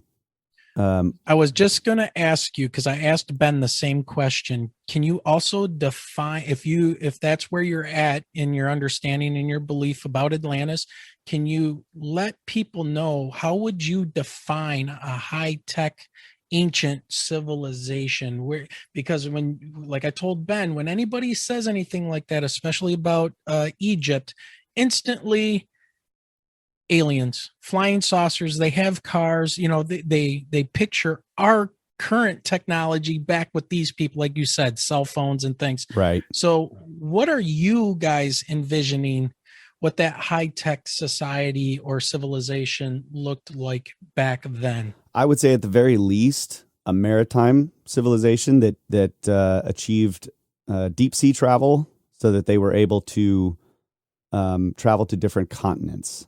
That would be at the very least. And then, of course, the megalithic architecture, which we see in Göbekli Tepe, right? Yes. Which is dated to be buried at around 12,000 years ago. So yeah, they had to have been able to move very heavy loads. They had technology for cutting very hard stone. But for me, this has been a long sort of evolution of thought on the idea of what this could be. And yes, I went through phases of imagining them flying around in crazy ships with some type of technology that we can't even understand. Yeah, I think everybody has at some point. Yeah, and I mean, it's in the ancient texts, like the Vimanas, these vehicles described as like giant floating castles or whatever. Like, I don't know what this is, but yep. So yeah, I don't know, but I'd say nowadays I'm a little more conservative about it. That it would be enough to me, having looked into Ben's work, Christopher Dunn's work on the machining of these stones, these artifacts in ancient Egypt, that they had to have pretty advanced tools for machining stone to get flat surfaces, to get right angles, to produce complex curves exactly over and over on multiple different artifacts. So that suggests that they had the wheel. You know what I mean? They had guided tools. Yeah, because they weren't supposed to have the wheel. That's right. Yeah. Yeah. So, I mean, at least they had to have the wheel in order to have this type of these guided tools, or to be able to spin, like the potter's wheel, or, when or a lathe, right? When they're cutting these stone jars and vases. So that requires the wheel and some form of, yeah. And they're cut out of granite. Yes. I mean, copper chisel's not going to do that and make them perfect. I mean, right. I honestly think that a lot of this stuff is just hidden in plain sight, that we're so used to the precision and everything we see in our everyday lives, that when we look at ancient structures like in Egypt with the symmetrical faces that are perfect. Right. I mean, Christopher Dunn points that out. And not only that, but they're reproduced multiple times, yes. right? It'd be one thing to do it once. You could say that they might get lucky, right, and do it once. But right. The fact that they and have it last thousands of years, by the way. Well, that's just the nature of granite, right? Right. But yeah, they didn't use limestone to do that, because limestone, weathers and erodes, but granite takes a lot longer. Yeah. So going back to the idea of Atlantis being sort of a catch-all term for an ancient lost civilization that had technology that would give them the ability to spread their knowledge throughout the earth, which is why we might end up with the same types of megalithic structures on different continents that were built at different times throughout history. the pyramid structure, a lot of the same mythology, a lot of the same stories being told. So, in the nature of Graham Hancock's work, that there was this civilization sort of seeded a lot of the ideas that have been carried down through the ages amongst different populations that were geographically isolated from each other, because of the technology that followed later, right? The loss of technology ended up isolating cultures, but they had similar stories, they had similar structures, they had similar traditions. It looks like there was at least some type of global knowledge, right, that was spread from a previous civilization. So that was the way I used to think about it until we started the Cosmographia podcast with Randall, and he went through his Atlantis presentation over, I think, 6 episodes, where he dug into the works of Plato, the writings, and the actual, like, what does he say specifically about Atlantis? Because that's the only source for this idea. And I learned a lot through that series of episodes, and I think Randall laid out a pretty solid case. So I don't know if you've seen that, but he kind of lands. He's sticking with the Azores idea because he's following the text as exactly as he can, and then sort of backing it up with a lot of modern scientific evidence about geology and what might have been the world in which they lived in prior to the end of the last ice age out there in the Atlantic Ocean. And could these processes, these geological processes that we know happen, such as isostatic depression, isostatic rebound, which is the crust of the Earth moving vertically up or down depending on the pressures put on it by oceans or ice sheets. Yeah, we experienced that here in Michigan because we are considered the Michigan basin. And the reason for that was, 3 miles of ice that, depressed the crust down into the asthenosphere and into the mantle, which we still get, little 2.0 earthquakes every so often where the ground is trying to become equal again after losing all that ice, 11,000 years ago. So that wouldn't just happen, just in this area. That would happen wherever you had, the crust being moved and deformed by the weight of the ice. And also the whole flood idea, and Ben and I talked about this, is that, you had 10 million square miles of coastline that were flooded when all that ice went through or, melted and flowed into the oceans and brought the sea level up, 400 feet. Right.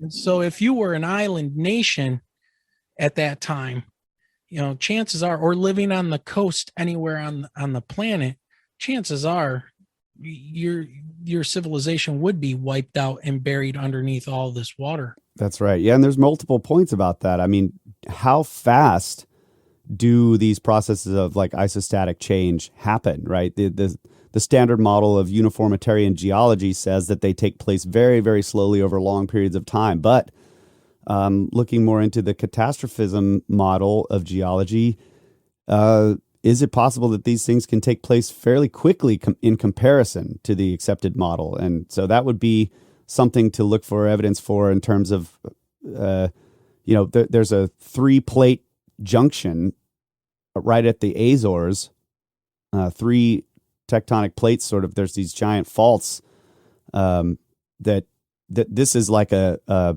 hinge point, right? So it maybe isostatic pressures can cause, or can move much faster in this area than normal, or maybe much greater distances. So you could have had a giant landmass sticking up out of the Atlantic Ocean when all of the oceans were lower and the ice sheets were applying pressure in different areas than they are now. I don't know, but it's a compelling case that Randall lays out. I really like it, and of course that he's sticking to the text and trying to let's go look at the evidence on the ground based on exactly what is he's saying in the text, I just think is a good way to approach it. Yeah, and it's, you know, taking that as like, is Atlantis a real actual place, versus what do we think about lost, possibly pre-ice age or pre-flood, you know, antediluvian civilizations would be the term, Right. pre-flood civilizations, and were they advanced? Like Kyle said, the advancement, you know, you just have to look at evidence around the world and say, well, what does it seem like they were doing?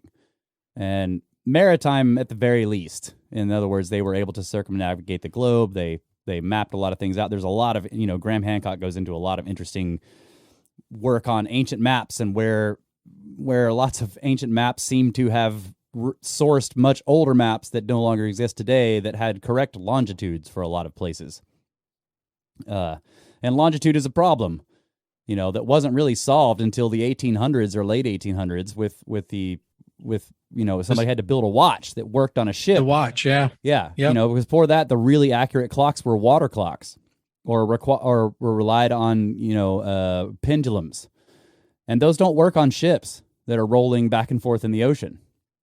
That's right. So somebody had to build a clockwork device that had a specific accuracy, you know, within a minimum amount. I think it was like it had to not lose a second within a month or something like that, right? It had to remain accurate to within a couple of seconds over a period of a month to be able to get longitude calculations correct.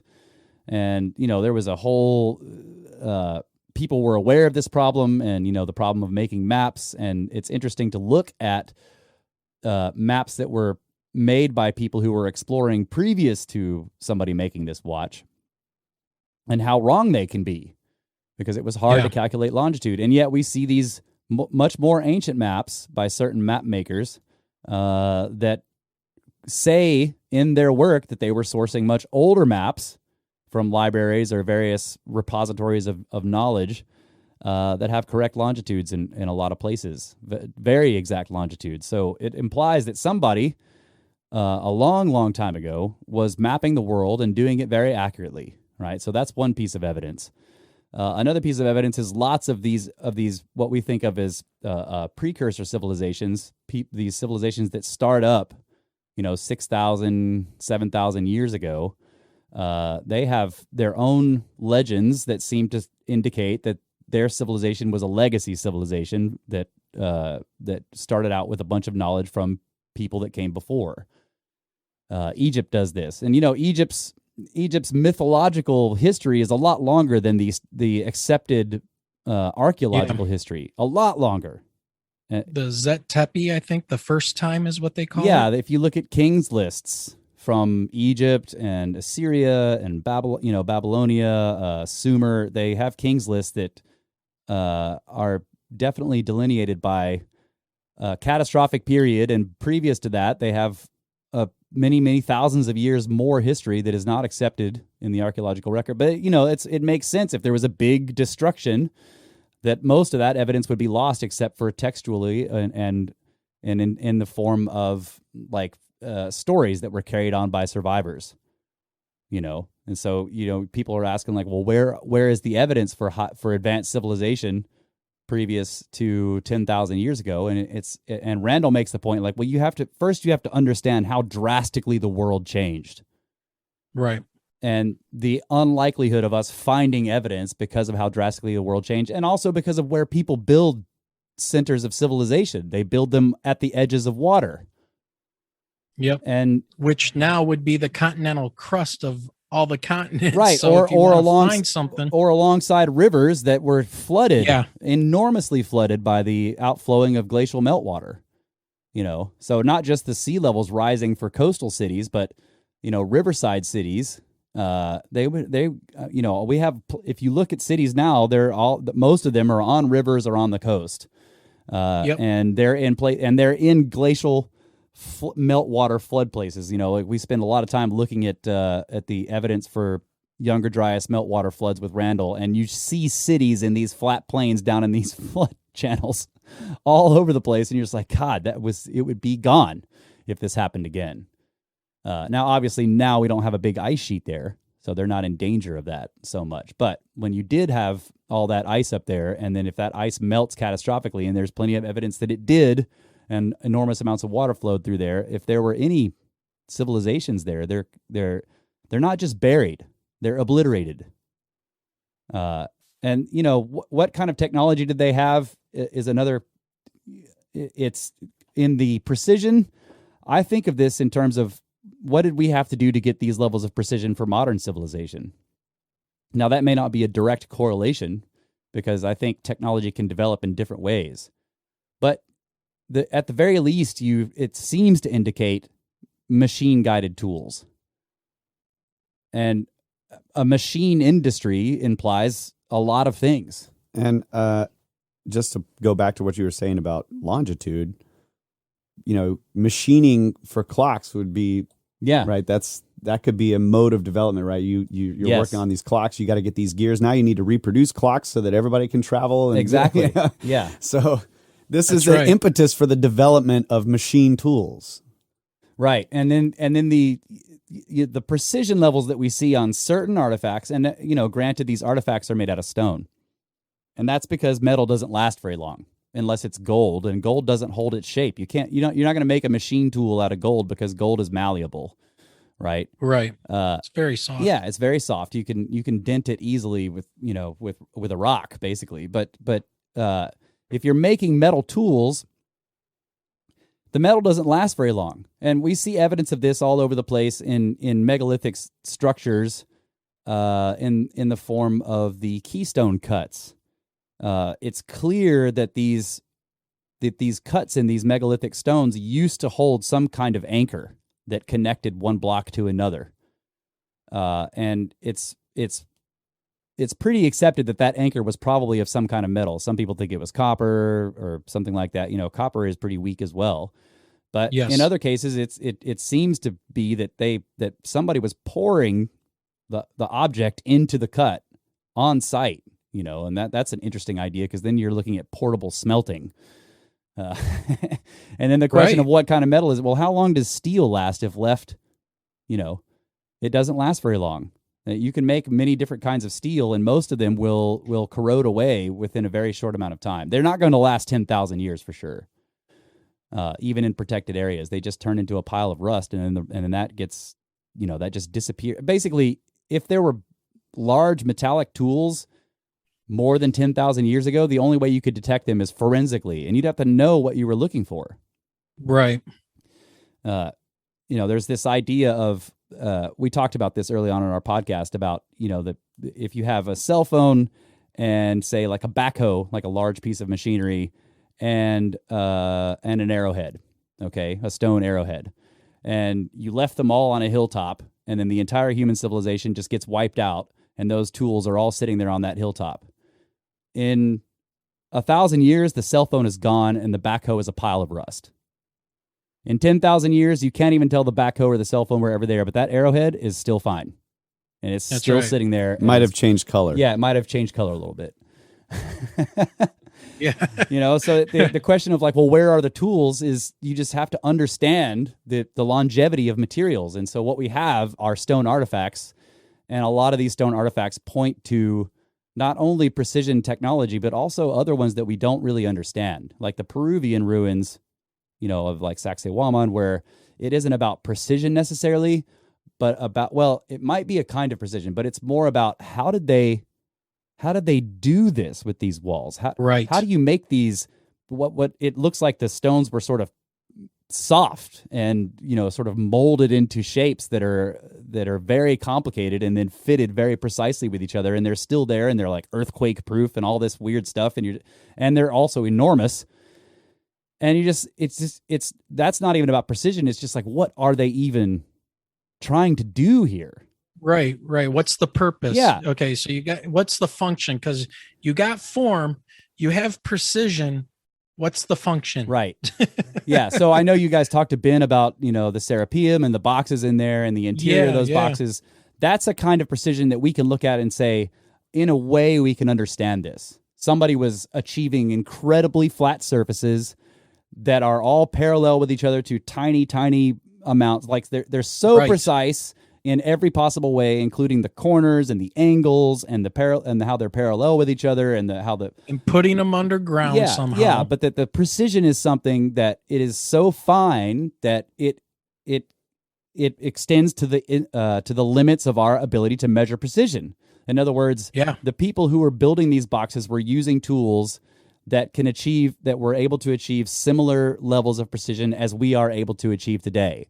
Now, the question is why were they doing that? But we can look at it and say, okay, here's a box that's very precise. That's interesting. But when you look at like the Peruvian stuff, you're like, this is a different kind of mindset in terms of precision.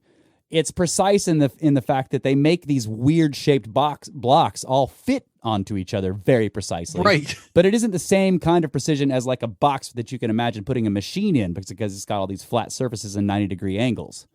It's a different kind of precision that's even harder to achieve. Yeah. And that the idea of it being earthquake proof makes you wonder, it looks like somebody was building for the ages. It's the precision of matching complex curves. That's reproducing complex curves that almost are random. Right? You don't see a repeating pattern of complex curves that you could say, okay, well, we'll make curve B so many times on you see what I'm saying? It's so random and not repeating that it's like they have the ability to have a random complex curve on one stone and then match it with the opposite on another stone face and then never do that again, but do it in a completely different way thousands and thousands of times. Like that is that is an achievement. Yeah. And and they don't use a mortar, do they? They just interlock them. Right. It's heterogeneous, dry laid cyclopean masonry. Now you sound like Randall. Right. Don't ask me about the Carolina Bays and the Aeolian artesian solution. Yeah, there you go. Lacustrian. Yeah, don't ask. Right. Yeah, and where did the term cyclopean come from? The idea Cyclops? The Greeks were like, the Cyclops build these, right? They saw the same ruins. It was a laser. And right. It was a machine with a single eye, a laser. Right. The Cyclops being a giant, and that's why it's cyclopean. In other words, it was built by giants in some unknown fashion using magical, mythical processes. And I mean, you could see, that type of myth or that type of story being carried on. If you took, say, a modern day, primitive society that's isolated on some island, let's say we went to some island where there's still a sort of Stone Age tribes living on the island, and we started doing some massive construction project. Yep. And they were wandering around hunting in their loincloths, or what we call butt flaps. And and they just see these gigantic machines building some huge structure that this wall was built by giants, they would say to each other. Yeah, that's right. Yeah, how would they describe a backhoe? Yeah, exactly. Right? Or a crane. A one-armed monster that could lift huge amounts of dirt, out of the ground. I mean, how would that be? Yeah, it kind of looks like turned into a myth. It kind of looks like a chimera. It's a scorpion tail with claws at the front. I don't know. Yeah, that's the thing. You start looking at all these machines, like as you're driving down the highway, and you start looking at machines, and try to remove from your mind the knowledge that they're not alive. Right. Right. What would you think? Right? Would you know if you were in the Stone Age and you had never even had the idea of machinery, and you came upon a dozer going through the woods? There would be no indication to you that thing wasn't a creature. That's right. With intelligence, because it seems to operate with intelligence, or it has a purpose, and so there's no reason why if somebody experienced something like that they wouldn't have tales of giants building things. Or we do use giants to build stuff. They're just machines. Yeah, that's right. Right, and that kind of gets you to like the whole simile and metaphors thing. How would you if there was a new piece of machinery that you're driving down the road you had never seen before, and it was some type of a bulldozer type thing, how would you explain that to somebody that you just pull off to the side of the road and call on your phone and go, I just saw this thing. It was like a giant monster with these teeth drilling through the ground. I mean, we would still use those same kind of terms to try to describe, even machines today. As long as we don't know what they are, we're going to, research our brain and try to find those things that are most like what we're looking at. Yeah. Or imagine that, that you survive a catastrophic destruction of civilization and you're trying to explain to your kids what people used to do. Maybe you're looking at some ruins and you're like explaining, well, we had these things called bulldozers and cars and airplanes, and we used to fly through the air. But the child doesn't know, it hasn't seen any of these things. So when that kid grows up and has kids and tries to tell their kids what their parents said, it's going to get further turned into animals and lifelike things because they never saw it. And eventually you have, these chimeric monsters, these giants of the past. Yeah. Or houses flying through the air and right. Yeah. Giant eagles and carrying people that could see all over the planet. And, yep. There's this idea, like you were asking, did they have cell phones? Well, I mean, you look into the concept of oracle stones, and there's plenty of legends about these, small, like, for example, like an obsidian slab that when you asked it questions would give you answers. And if you're holding a cell phone in your hand right now, look down at it. If the screen is off, it looks like a black glassy slab, right? Or turn off your monitor right now. Yeah, exactly. What are you looking at? How much of this, we call this quant stuff. Mirror, mirror on the wall. Yeah, exactly. Well, I think that's a good segue, because we're talking about if you're a maritime explorer and you're considering that high technology back in the ancient times, that would also kind of denote that you need to know something about the stars. Would you guys not agree that you have to have an understanding of the greater cosmos and how things are moving in the sky? Yep, for sure. Yeah. And and as we were talking about before, that some people seem to be forewarned about catastrophe. A lot of times it would make sense to interpret that in a way that some people were astronomers. Exactly. And so, when they say God forewarned them, we have all of these similar ways of we say, well, we're looking up into the heavens. Right. And in a lot of cases, the gods were the planetary bodies that were moving around. And so you can see how an astronomer would come and say, dude, there's like a giant, something's coming at us and it's probably going to impact. Like we've worked out the calculations. Yeah.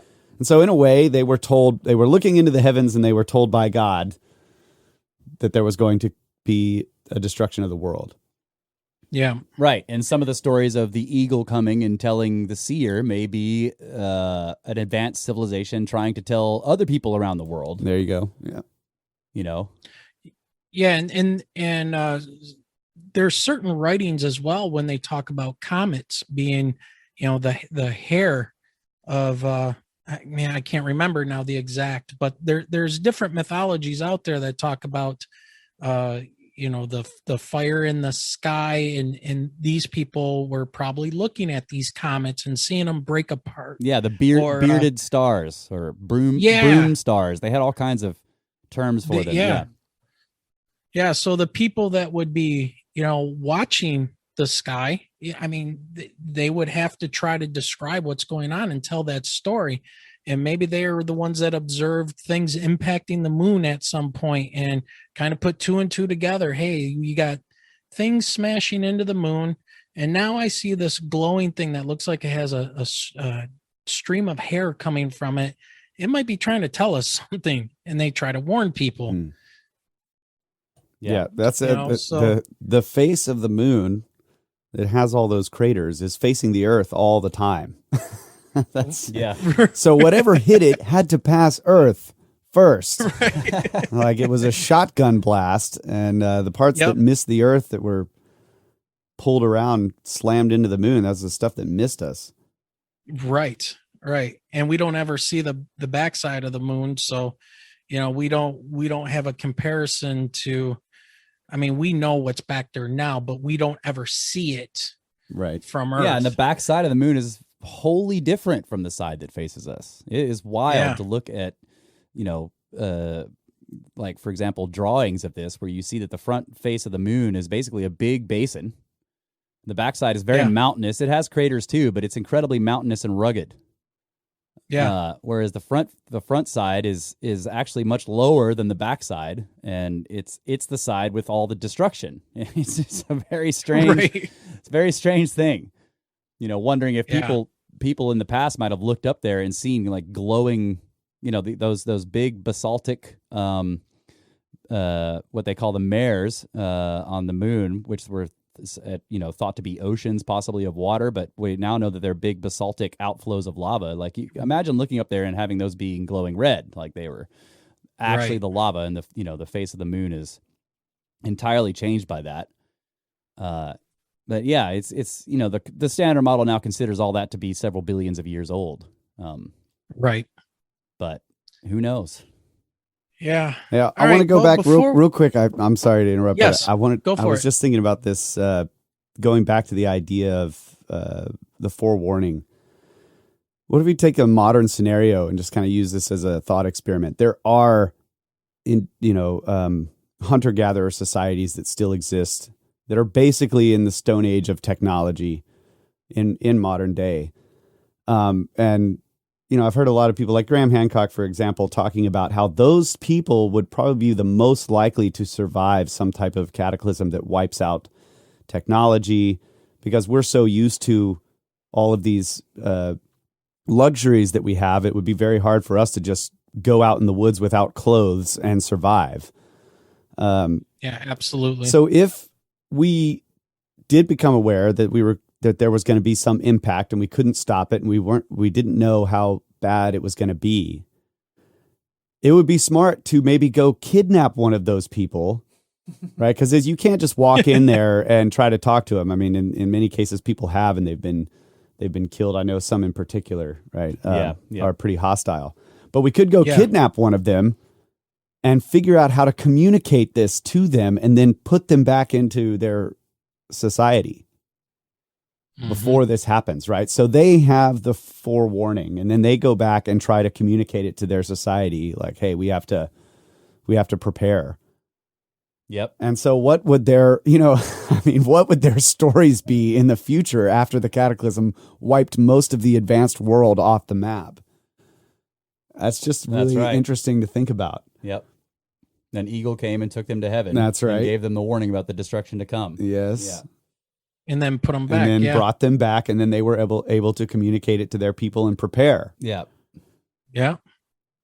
Which is interesting that you bring that up, because now I want to go into the UFOs. There you go. All right.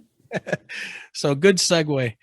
I know you guys did, and I listened to it a couple times, that 4-part UFO series with Marty Garza. And man, he is just a wealth of knowledge, as he doesn't claim to be a researcher. He is a observer. So he's just kind of like taking everything in when it comes to UFOs. And that, ladies and gentlemen, if you listen to anything about UFOs, you're going to want to listen to that 4-part series on their show, or on their podcast. It's definitely an eye-opening experience to listen to Marty talk, and it was fantastic.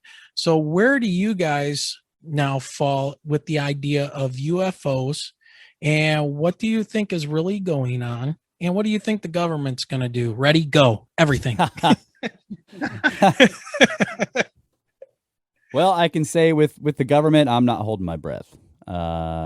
Same. Yeah, I very much doubt that, and this is because of the ideas that I've developed about. I've been studying the UFO stuff for a long time too. I'm not a researcher in it either, but I'm an interested bystander, basically.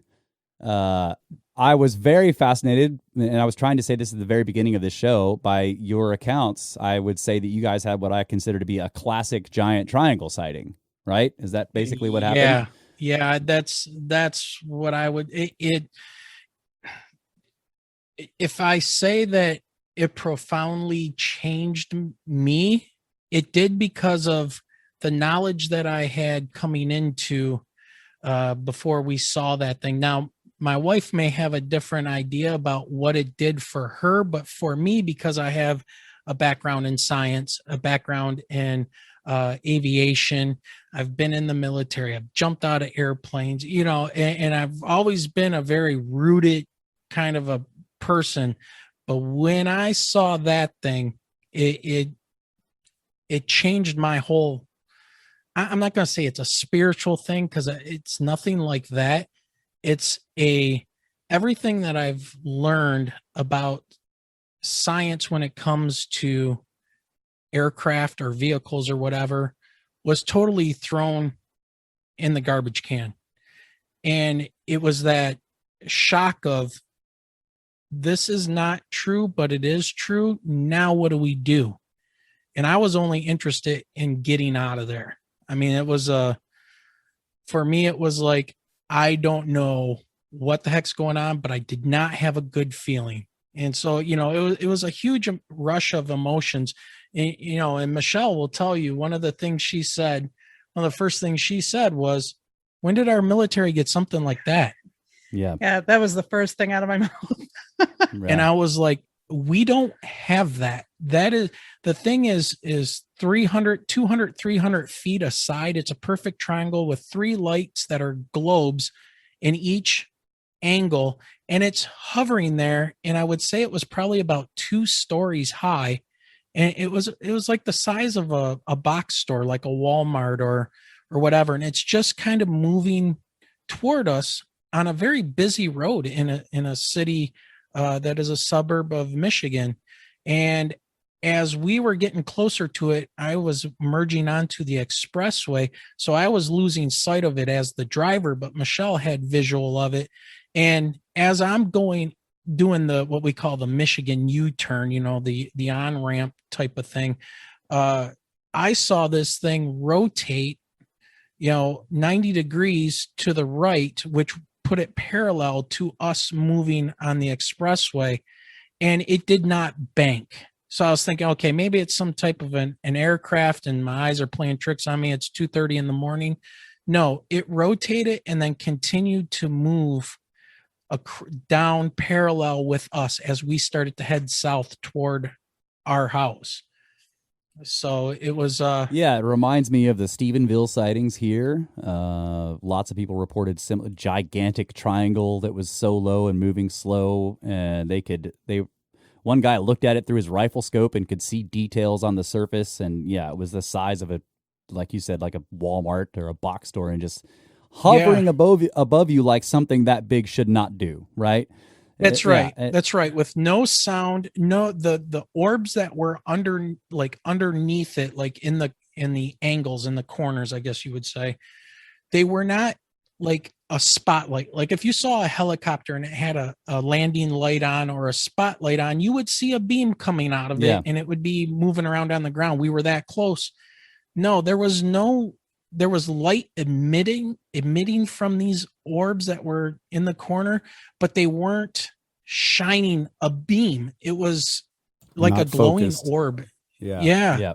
It was really, really bizarre. And it was at that point where I was like a couple days later, I filled out a MUFON report and I never heard anything back. And it was at that point I was like, we should start a Facebook group to see if anybody else saw this thing. Yeah. And did anybody else see it? Not from that particular area. Wow. Not that night, but over to the west of us, people were telling us that they had seen a vehicle like that around Battle Creek, Jackson area. Yep. And then one close to Willow Run in Ypsilanti, which is just about 15, 20 miles to the west of us here. Did you look through the MUFON reports to see if they got other reports on that same night? I did not. That's what I was like to going do, through the National UFO Reporting Center. Mhm. I started going through that data there, but that seemed to stop around 2000. I want to say 17 or 18. It was like some of the latest stuff. I haven't checked in a while, but yeah. And then come to find out that Michigan has been home to all kinds of controversy, especially in the 1960s and 1966, where Hynek actually came here. And swamp gas. yeah, it was the famous swamp gas thing. And that did not go so well for him. Nope. But then everything got buried. So yeah, that was, I'm sorry to go into that long story. It's like, No, you were going to ask about that. I had questions because of, I listened to the show and I had questions I wanted to ask about it and you answered them. So the next question I would ask you is, because you've said many times on your show, like, you didn't have a good feeling. It was, you just wanted to get out of there. But let's say that it happens again next week. What do you think you would do now? Have my camera in my phone in hand. Run towards it instead of run away? I don't know. Michelle, what would you do? Well, definitely record this one, because at 2:30 in the morning when we first saw it, the last thing in my mind was grab my phone and record. Yeah. It was more mesmerizing as far as trying to like get every visual shot I could in my head, and less of thinking, hey, let me grab my, iPhone and record this at 2:30 in the morning. Right. Yeah. And for me, I would say that if that happened now, I'm moving toward it. Exactly. See, without a doubt. Yeah. I want to know what this is now, because it affected me and it affected us to a point that, in February of this year, I was like, we need to start a podcast. We're getting all of these stories and people talking to us on our Facebook group that's, almost 3,000 members at this point, with people explaining things just around Michigan.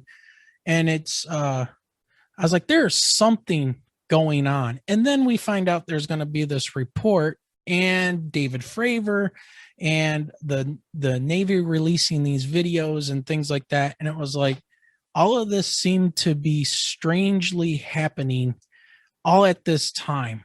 And, us being teachers, we're used to talking to people, and we get the strange looks sometimes at work and stuff, but the kids all think it's cool. Yeah. Well, I have like one person at work that I know follows the podcast and listens to it on a regular basis. Yeah. And then I have a couple students that, actually more than a couple students that found the podcast.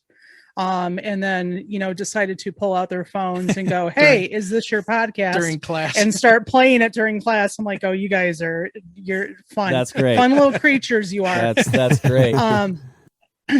But it definitely raises an eyebrow when I even mention what Wayne and I are doing, as far as, the skeptics that are out there.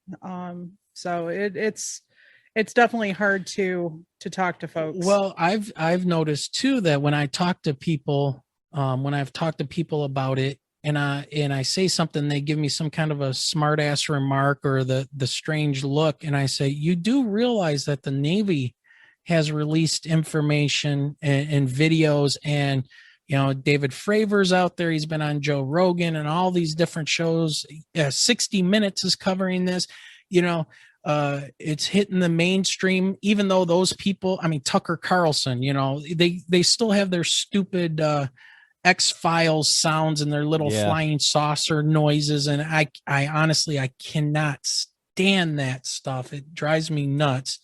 But, and I present them with this, and they're like, that's nothing. You guys are crazy. Well, where did you stand before you guys had this experience? Were you interested in the UFO phenomena, or were you skeptical of it? What was your? I was interested, but I wasn't, fully vested. I had never really seen any kind of a UFO before or anything like that. I was just,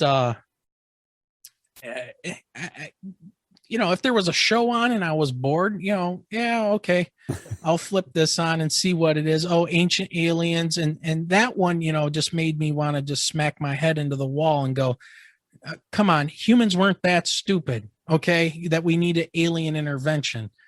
Now, when I learned about the Younger Dryas impact hypothesis and all that, I'm going, holy crap, we were a lot more advanced because we've been here 300,000 years. I mean, it depends on what, look at what we did in the last 100 years, last 200 years, technology wise. What would we do for thousands of years? But yeah, my whole, my position on it beforehand was like, yeah, that's cool. Maybe one of these days I'll see something or, whatever. But, I was never a proponent and I was never, against it. It was just, in a nice way, he's saying that he's Switzerland. Yeah, honestly, I was. So, and I didn't have a dog in the fight. I was going to say, I've always been Switzerland. I like my paranormal shows and, the different alien shows and movies. Yeah. Humans love stories. That's why we like podcasts and books, and we learn that way. I mean, honestly, it's, the stories are cool, but then when something really happens, it's like, and honestly, if Michelle had not have been there with me, I probably would have never said anything. Well, I honestly, because I had her to confirm that I'm not hallucinating. There is something there. Something is going on. Right. But look at what's happened. You had an experience, a sighting that lasted how long? A couple of minutes? At best, maybe 2 minutes, because 2 minutes. I had my Jeep going pretty fast. 2 minutes of your life changed you forever in drastic ways, probably ways that you still haven't really seen yet. Now you have a show that's talking to lots of people and changing their lives. So what I'm saying is this is what the phenomena does. And you can see this throughout the history of the phenomena, which is very long. Basically, you can trace it. If you're looking at it in the right way, you can trace it as far back as there is human history. And it has been doing this to us for as long as we have history of recording it. And this is what I think about the phenomenon itself is I see cases like yours and they tell me, and I get a lot of this from Jacques Vallée. Okay. Like I love the way this guy approaches the UFO phenomena because he's basically saying, all right, they're unidentified. That let's look at cases that are well confirmed in terms of, oh yeah, you got it. I see you got Passport to Magonia, and Messengers of Deception. Yes, excellent. Thanks to Russ. So yes, my books did arrive. Passport to Magonia is going to change your life. I can guarantee that, and that's what happened to me. And then the Messengers of Deception is the next one because it's giving you another way to look at this and why. Like, in other words, science is designed to look at natural phenomena that in general is not intelligent, right? For the most part. Correct. Like you obviously got things like anthropology and that are looking at humans, okay? But when it comes to studying natural phenomena, a scientist's idea is like, I can put instruments out in nature and point them at the thing I want to see, and then I can study it that way. But what if the phenomena knows you're doing that? Your whole system has to change. So you see this, in a sense, with the Skinwalker Ranch stuff, that the scientists went out there with the idea that they were going to just do science on this phenomena, but they didn't take into account that the phenomena was probably smarter than they are, right? It was going to react to them. It knows they're there, right? And it can decide to be deceptive. Whereas natural phenomena, it doesn't do that. We know animals hide from people, but they're not necessarily being deceptive. They're not able to trick you because you're kind of above them on the intelligence scale or something like that, right? Especially if you're just looking at physical phenomena. Like geology is not going to purposefully try to mislead you. Okay? It can't. It's correct. Right? But you can conduct normal types of experiments on these things versus something that might not want to go in the cage. Right. And, so, and another way you can compare, in a sense, you can compare UFO phenomena to astronomical phenomena. In other words, it's a process that can't be brought into the lab in most cases, and you kind of have to wait for it to happen to be able to observe it, right? But astronomical phenomena is probably not trying to deceive anyone. It's not purposefully making itself look like something it isn't. Now, it's possible that we may be misinterpreting things we see, but a star, unless you go way out and go animism and say stars are also conscious, they're not trying to trick you, right? But at the very least, even if you just take the ETH, in other words, the extraterrestrial hypothesis of UFOs, the basic idea there is that they're far more intelligent than us. So you can't do normal science on them, right? It isn't a normal phenomena. And then the other thing that I like to point out to people, especially when it comes to disclosure, is that people think of the governments as hiding these secrets and everything like that. I'm like, well, no, because in this case, the actual data is coming from outside the government. In other words, the data that takes place that the government may be hiding from people is originating out in the world, out of the control of the government. Correct. Which means that the fact that this phenomena is still totally not understood and is secret and it is esoteric is a result of the phenomena itself, not governments.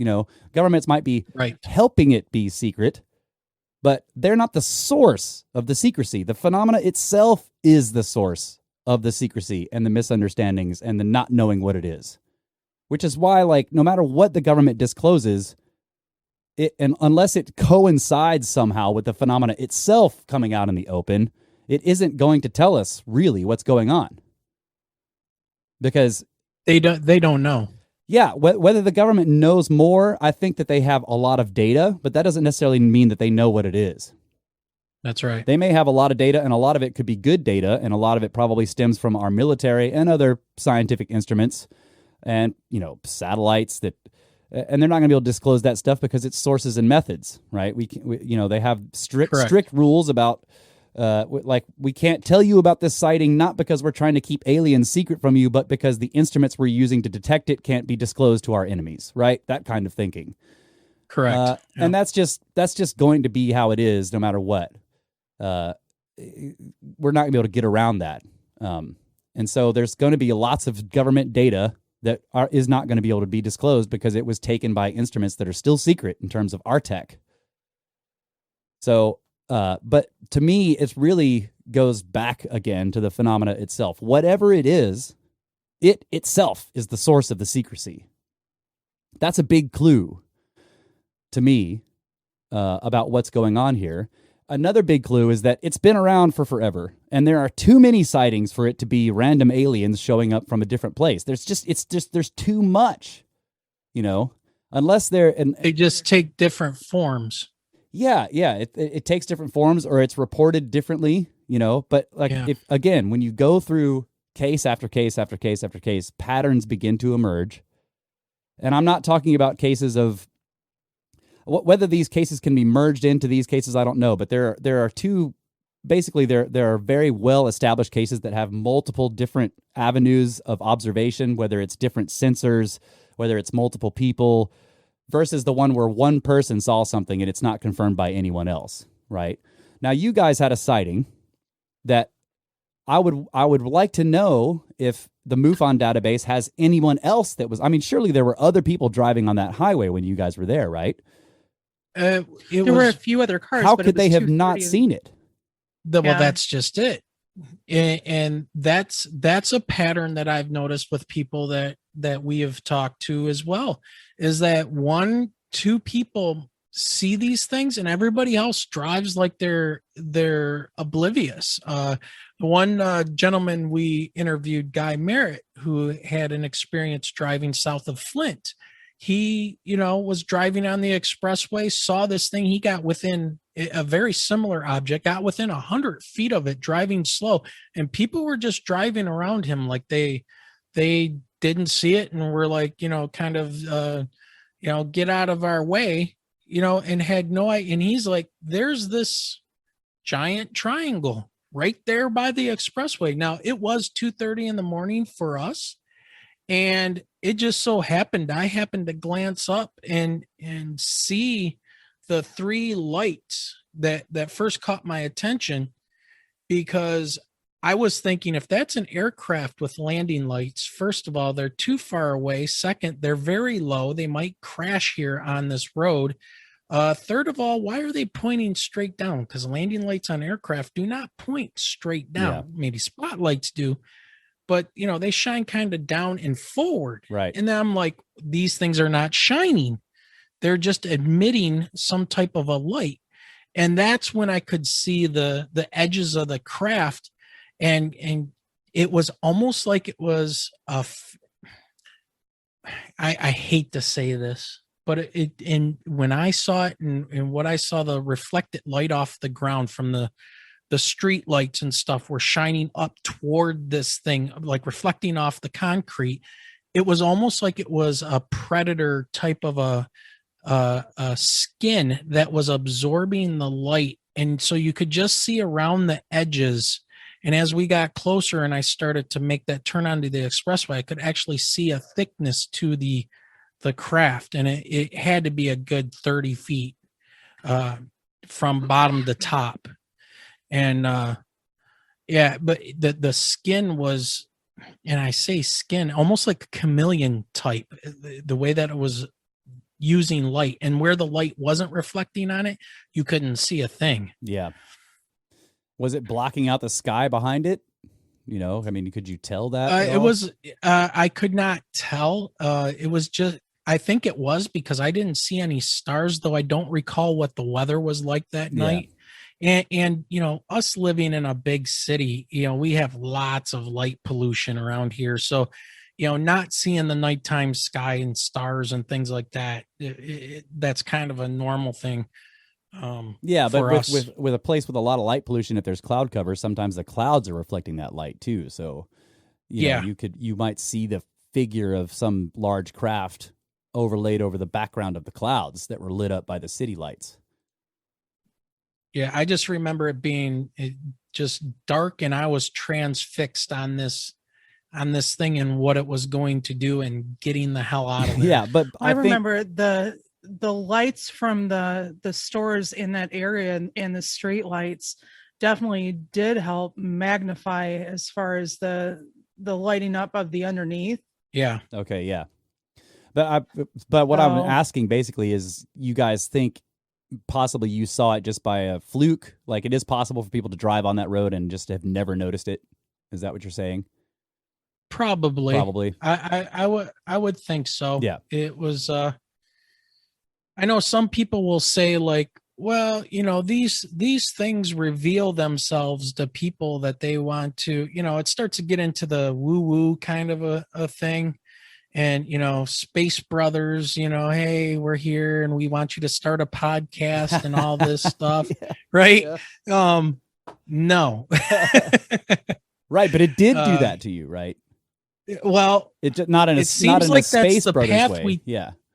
Right. It seems like that's the path that this has pulled us into. And like I've told people before, this is just, it's a crazy ride, and how Michelle calls me a giddy little boy on Christmas when I get verification that Ben's coming on, and then you guys were coming on, and we're going to be talking to Johanna here in a few days, and and we get to talk about these things, because to me it's like, you guys out there are the ones that I want to hear our story and give us information, and all these other people are interested.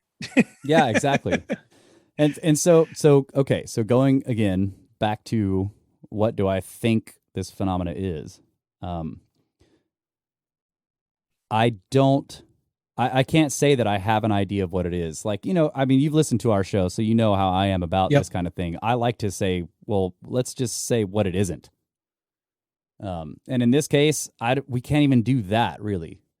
All we can do is look at the patterns. In some way, this is similar to 411. You look at all these cases and patterns begin to emerge. Whereas when you look at one case, it's an outlier. It's strange. So you have to look at a bunch of cases and see, are there patterns that emerge from these cases? And there are patterns that emerge from these cases, and one of the patterns is how it changes the life of the person who had the experience. It's drastic.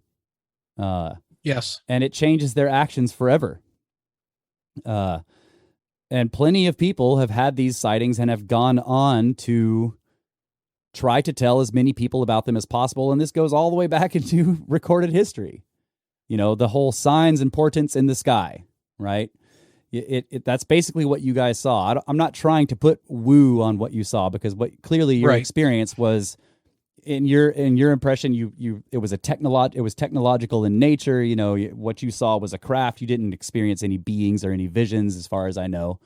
Correct. That's correct. Right. But it nevertheless changed you drastically. Now imagine if that thing had landed and something had come out of it, and then it told you a whole bunch of bizarre things that didn't make any sense, did some really strange stuff, handed you some salt, and then got back in the thing and left.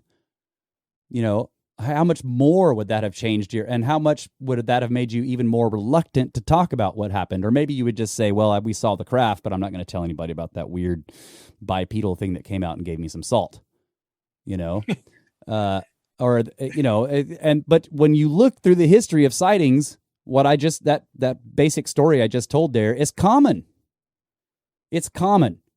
That's what really affects me. And then you can keep going back, you'll see this when you read Passport to Magonia. You can keep going back through history and see that the patterns keep emerging all throughout history of these kinds of things. People just didn't call them spaceships or aliens. But that's because this was, you know, pre-technological, the idea of something flying. But you can go back to the 1800s in the American continent, just in the U.S., and there were what they called airship sightings. There's ghost rockets. There's the fairy folk stuff in Celtic countries. You know, I read there's a book, really good book called The Fairy Faith in Celtic Countries, and we actually went through some of it on our podcast. And you get similar stuff, lights in the sky, flying houses. The fairy folk are, like, think of the common description of a gray and think of like a goblin, you know, which is part of the fairy folk lore. You know, they're small, they're weird looking, and they have big eyes, and they're scary. They kidnap people. People disappear. They have missing time. They go away for some time, and they come back thinking they've been gone for a couple of hours, and they've been gone for days or weeks. But this phenomena, but when you look at the way the Fae folk work, they are at the edges of, or just beyond the edges of, the civilization that they're interacting with at the time, right? So the people then consider them to be magical, but they are also better than humans. So there's this concept that this phenomena is constantly injecting the concept into humans, a widespread belief that there is something beyond people, that is above people, right? More powerful than us, stronger than us, has better magic or technology or whatever it is, and that human lives are affected by this, changes them forever, you know. And there's all the and you can keep going back and find more of this. There's the flying discs that you see in ancient civilizations, especially in the Fertile Crescent. You know, you've got Assyria, you've got Ahura Mazda. Right. He's a disc with wings, and there's the guy sticking out of the top of it. You know, and he's coming down and telling people to do things, and he's acting as though, we call this the God Gambit. I got this from a science fiction story where it's you're not a god, but if you're sufficiently high technology and you're interacting with somebody who isn't, you can appear as a god to them, and that may be the simplest way to interact with them to get them to do what you want in that context, is to appear as though you're like the creator of the universe, right? And they'll just do what you say because you're coming down and giving them commandments, right? Instead of having to explain all these technical details, you just say what you need to do is this and this and this, right? And this happens with this phenomena, and in some cases it may be that, you know, I think Marty goes towards this idea of like how many religions have been started by this phenomena, whether the phenomena intended to start a religion or not. That's the result. And I think that's and Jacques Vallée does this too. You know, he's looking at this and saying how much of our past and our history and our stories are have been started and spread by this phenomena, and the interaction between humans and this phenomena, right? You know, the phenomena does stuff to people, and then people take that interpretation, and in some cases, you can find, like, this is the thing. There are UFO cults, like literal UFO cults that believe in Space Brothers going to save us, or believe in the Pleiadians or whatever. And these are always started by people who think they're in contact or claim to be in contact with something greater than they are, right? And these are modern, that's a modern phenomena. But you see similar patterns going throughout history of people basically interacting with things in the sky and then going out and becoming a prophet of, of this thing that they saw in the sky that they call God. And I don't know. I feel like whether we can really connect all these things together or not, I don't know. But the patterns emerge when you look at the stories, and to me, that's the key. Is that makes it far too complicated for it to be a simple extraterrestrial hypothesis. It's possible that they're actual aliens and that they are actual physical nuts and bolts craft, and they're actually here doing this, and they have been doing it for thousands of years. Possibly they live really long. Possibly they have ways of moving around through time. I don't know. But the point to me is that whatever the phenomena is, it has been with us and interacting with us for as long as we can look back through recorded history. And it's too similar to us to really... That points to something about evolution and the ideas of evolution. You know, why are they bipedal? Why can they, in a lot of cases, breathe our air? You know, some people with the technological ideas say, well, they're designed to breathe our air, and they're actually like, you know, they're like androids or something. But they're like a drone. Yeah, they're drones. I don't know what the Navy is looking at, you know, but the idea of these things coming in and out of the water is not uncommon either in the historical records of this kind of stuff. So I don't know. To me, the idea that the government is going to be able to disclose information about how actually weird and complex this phenomena is I just don't see it happening. You know? Yeah, it really seems like you could go all over the spectrum. I mean, one thing that keeps on going through my mind as you were talking was these things throughout human history have been, seems like they've been kind of shaping where we go, or how to start over again. I mean, back into the Younger Dryas kind of a thing. Who started the people that's helped, you know, the survivors. It just, I look at it and I go, okay, why am I interested in why am I an earth science teacher in astronomy and teaching people about, you know, the dynamics of Earth, volcanoes, earthquakes, you know, the different layers. And then we see a UFO, and then, you know, I'm learning all of this stuff that I can about the Younger Dryas impact theory, because I've been questioning it since I was in college, that it just didn't make sense. And then boom, here we are. Yeah.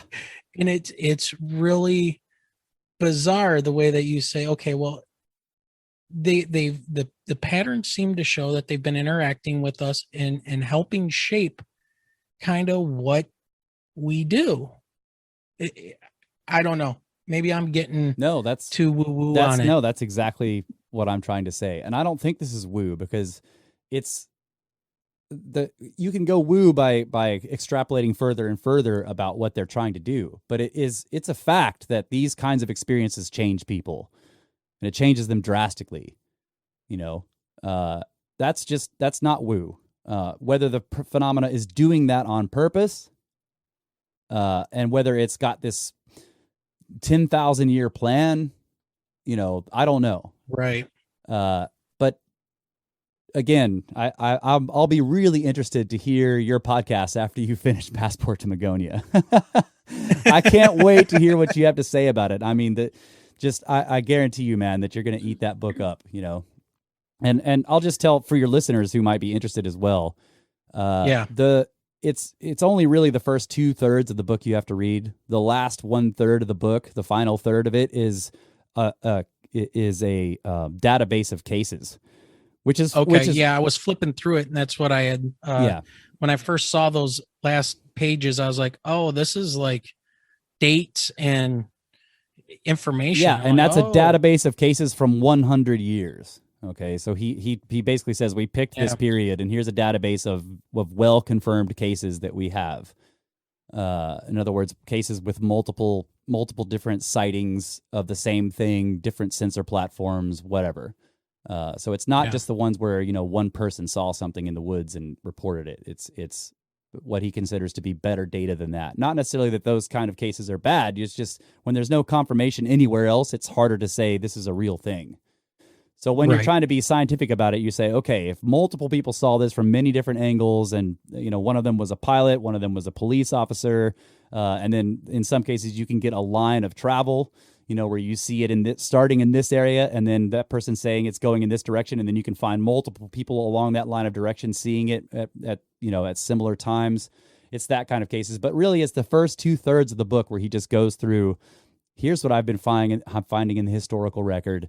Here are the patterns. When you compare these patterns of this historical stuff to the patterns that emerge from studying the many cases we have from the modern period, you see that the patterns are very similar.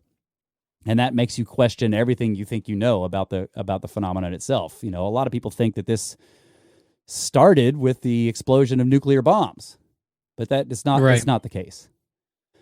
And it's weird when you're looking at ancient, or not even necessarily ancient, but things where people are talking about a ship in the sky, but when they say ship, they're talking about a boat. Right. And it's dragging anchors along the ground. And yet the pattern of the experience and the things that happen to the people that see it are the same things that happen to people that see like these technological looking spaceships now. So that makes you wonder, like, well, how is this phenomena interacting with people? It has the simplest thing is to say it's got some weird cloaking device that just makes you see it as some kind of technology that you can understand, but it's a little bit beyond what we could do, like a flying boat, Or is it our brains? Is it our brains interpreting? It's not on their end. It's the way that our brains work when we see, things that we can't necessarily comprehend. So we start to put into place, hey, there's 3 lights triangle. Oh, it's, and we start building it in our head in a split second. It's on our end, maybe not on whatever these things are. And it's just what happens to us when we run into them. Yeah. I don't know. It's weird because then you have the Tic Tac video, right? It's like, that's on video. If that was true, then we would all see something different on that video flying through the air. Yeah, I don't know. I mean, it seems like it seems really like that the phenomena itself is the one making sure it appears in a certain way to the people it appears to, right? There is this. I tend to agree. There is this idea of co-creation, and this is where you're merging in with paranormal ideas. That in some ways but this also stems from the philosophy that in some ways we're creating the reality we live in by experiencing it. Now on a subjective level, you can definitely say that everybody has a subjective vision of reality, and that's affected by all kinds of complicated processes that are happening in their lives. Yeah. And so their versions of reality are slightly different from everybody else's because, number one, their perspective, which centers around, right behind their eyeballs in their head, is that it's unique, right? But in another sense, you've got the idea, like, is there an objective reality? And those things seem to merge in this co-creation idea.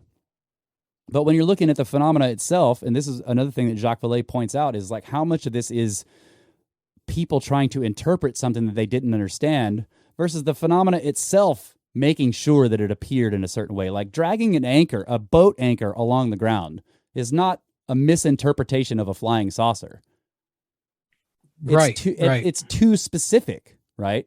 And there isn't just one case of that. There's multiple versions of this case, and there's like kind of a flap of this floating, flying ships that are dragging anchors along the ground.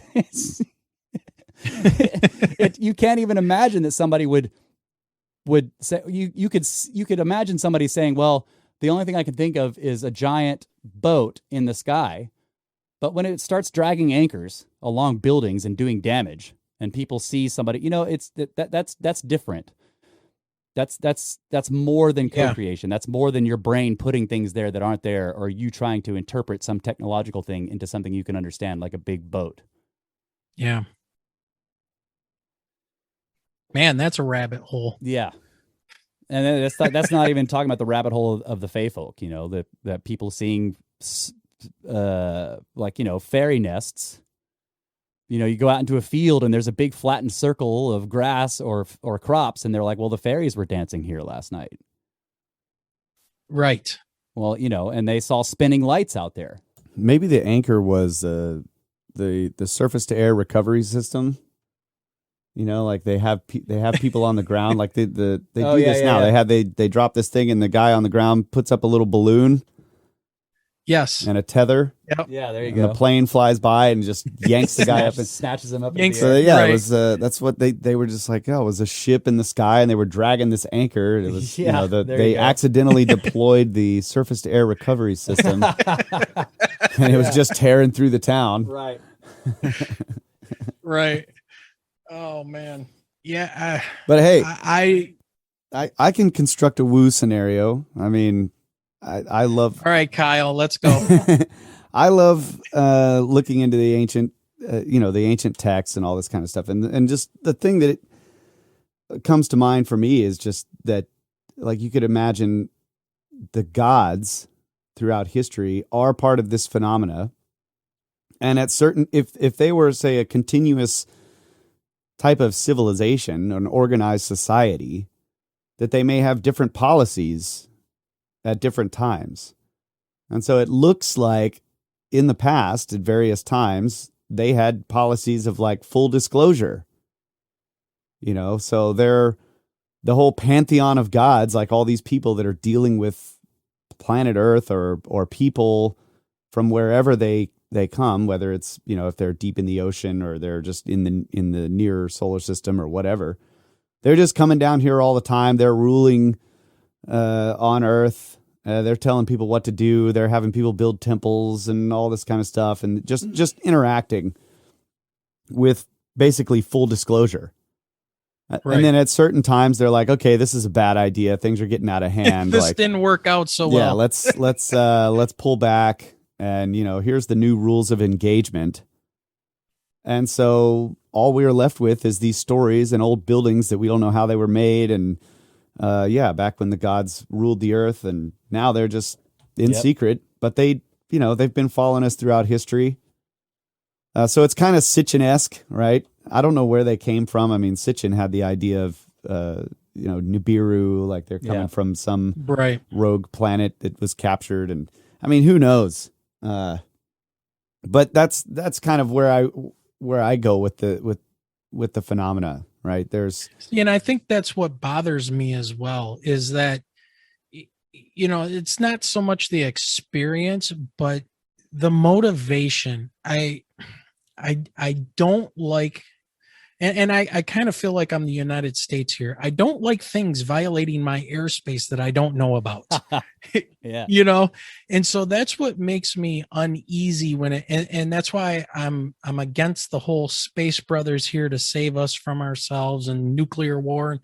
And I'm not going to say I'm 100% against that, because I don't know, but because I don't know makes me very distrusting of what's going on. What is the motivation here? I mean, why did we see it and nobody else stopped and pulled over? Or, you know, why did I want to get out of there? And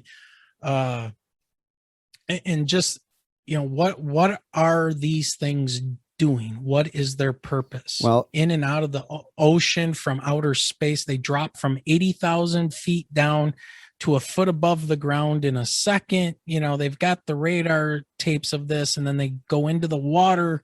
And I mean, it's really disheartening. It's like, what are you doing? Why are you here? What's going on? Well, I mean, put yourself in any like major metropolitan area full of people and try to ask the same question of all of those people.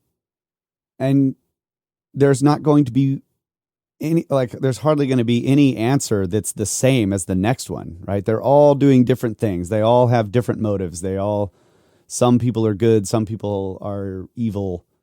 You know, some people are trying to do something that's not cool, and some people are trying to be, you know, do something that's great. So, I mean, if you imagine that there are intelligent beings that are that are the cause of this, ultimately the cause of these phenomena, why should you assume that they all have a single goal? Right? I think that unless there's some kind of hive mind, the goals are going to be all over the place. They could, you know, from one guy to the next, they're going to be different. And some might be trying to help people. Other ones might be messing with people. Other ones might just be, you know, playing a joke. I don't know. It's just, looking for cattle, apparently. yeah, right. My favorite idea is that they're a deep ocean civilization and they've been here and have been advanced longer than we have. I really like that idea. I don't think I obviously don't like it to the point where I'll say that's what's happening, but that's one of my favorite ideas. Or they could be a deep surprise me. They could be a deep ocean civilization from like one of the moons of Jupiter or something. Yeah, that's right. They could have come from Jupiter. Yeah, that's interesting. Yeah, we know less about our ocean than we do outer space and the whole universe. So, well, who knows? The stuff we know about in the universe is all exploding. So, right. The stuff that isn't exploding, we hardly know anything about because you can't see it. That's true. Oh, wow. All right. So I guess we should, man, we've been going at it for 2 hours and 20 minutes. Jeez. Yep. Now that's a conversation. That's been great. So I need to talk to you about a couple other things just real quick. And so we're going to switch gears here. I want people to know a little bit more about you that listen to us and maybe never listened to your podcast. So talking with Ben and knowing a little bit about you guys, I know you guys are involved with the Contact at the Cabin, the tours out west that you do with Ben and Randall Carlson and things like that. Can you give us a little bit of information on that for our audience and what they could do if they wanted to get involved in that? Yeah, we one of the main reasons we started the podcast, aside from, you know, just us having conversations about it, is that we want to go to these places that we talk about, these sites that we're interested in, whether it's to look at geology or to look at ancient civilizations or mysterious ancient structures. The Contact at the Cabin is sort of, we've joined in with the guys from Grimerica, the Grimerica show. Those dudes are from Canada, and they started doing these trips where for them it's basically started out like, let's get some of our listeners and go somewhere cool and hang out for a weekend, you know. But it turned into a full-blown, like, let's get a talent like somebody who we've had on our podcast, like Randall Carlson, and go somewhere where Randall can show us around at stuff that's really interesting and bring a bunch of people and people sign up. And so that's what we're doing with Contact at the Cabin. So we're basically teamed up with those guys, and Ben now has joined the team, which means we'll be going around the world looking at weird geology and weird ancient sites. So we just did a Scablands Contact at the Cabin, which means we went up to Washington State to look at evidence for the enormous meltwater pulses that came off of the ice sheet at the end of the last ice age.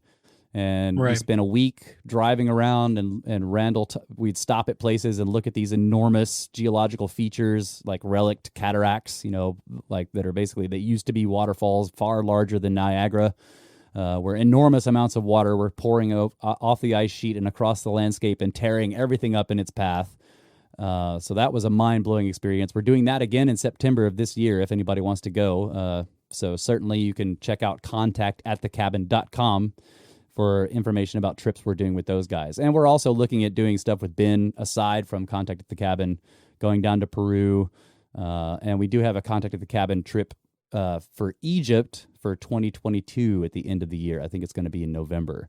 And we're going to be we're going to be doing a 2 week long, almost 2 weeks in Egypt, looking at all the great sites. Going to spend 4 or 5 days on a cruise in the Nile. 5-star accommodations, going to all the places that might have been built by aliens. So it's going to be great. Sounds amazing. The aliens part was a joke, just in case anybody didn't know. Yeah, just got to say that. But yeah, well, there is that one cartouche, Yeah. Right. It was. I'm not saying it was aliens, Right. but it was aliens. Yeah.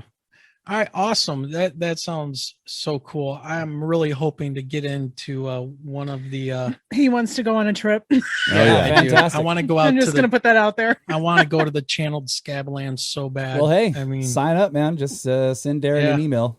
We're also going to be doing, Randall wants to do a lot of different, what he's calling the backyard tours, which is the idea is that there's actually interesting geological and even, cultural features in our backyards. Probably everybody that's listening probably has some stuff that's very nearby to them that they probably don't even realize that's there. Randall spent a lot of time, looking at maps, Randall and Brad, studying the features all over the United States and Canada and in our, basically in our backyard. So he lives out in near the East Coast in Georgia, the Atlanta area. And so he's wanting to do tours that are close to that. And I think they're planning to do one this year. So there's a lot of options. You don't have to, some of the trips are going to be more expensive. Some are cheap. We're also with Contact at the Cabin looking at doing just some sort of hangouts that are like we're in this planning stage of a festival that's going to have music, bands, live music, stage, and then we'll have some people there to do slideshow presentations and give talks. So it's kind of blending the traditional festival with the teachers that can teach us things. So we'll do stargazing and all of that kind of stuff. So sort of blend the two ideas together. So there will be, that's awesome. Yeah, and that event would obviously be a lot cheaper than going to Egypt, for example. Yeah, it's going to be incredibly expensive, but so we're trying to come up with some cool ideas that try to be able to involve everybody at some point at different levels of. Yeah, and we've also got the April Matheson event. We're doing the Contact at the Canyons is what they're calling it. And that one is a little bit cheaper too, and where we basically spend a long weekend in Utah. And Dave Matheson takes us through his star myth presentations, and then we go out and look at stars in the high desert where you can see way more stars than you can see almost anywhere else in the world. And he has a laser and he points out all these constellations and then tells you the stories of the ancient myths about them and how they, how these stories have been passed down throughout the ages. Now, is that anywhere close to Skinwalker Ranch? Because that's in Utah. Skinwalker is basically on the edge of the Uinta Basin. We're in the area of Bryce Canyon and what's the other Zion Canyon. Okay. So we go to the canyons because those are fun and they're incredibly beautiful. And we spend a lot of time in those during the day, hiking around and looking at stuff, and then at night we do stargazing. So we did one this year, and we're going to do another one next year. So people can look for that event as well. Awesome. And then I got kind of my standard going away questions. Like, do you guys have any connection with Michigan? Connections with Michigan. I mean, I could throw one out there. Well, I'm really interested in the copper mines. That's all. We've studied the copper mines in Michigan. We want to go up there and check out those copper mines. That'd be cool. Yes. Somebody in antiquity mined a lot of copper out of there. Yeah, and a ton is not even close. It's not even close.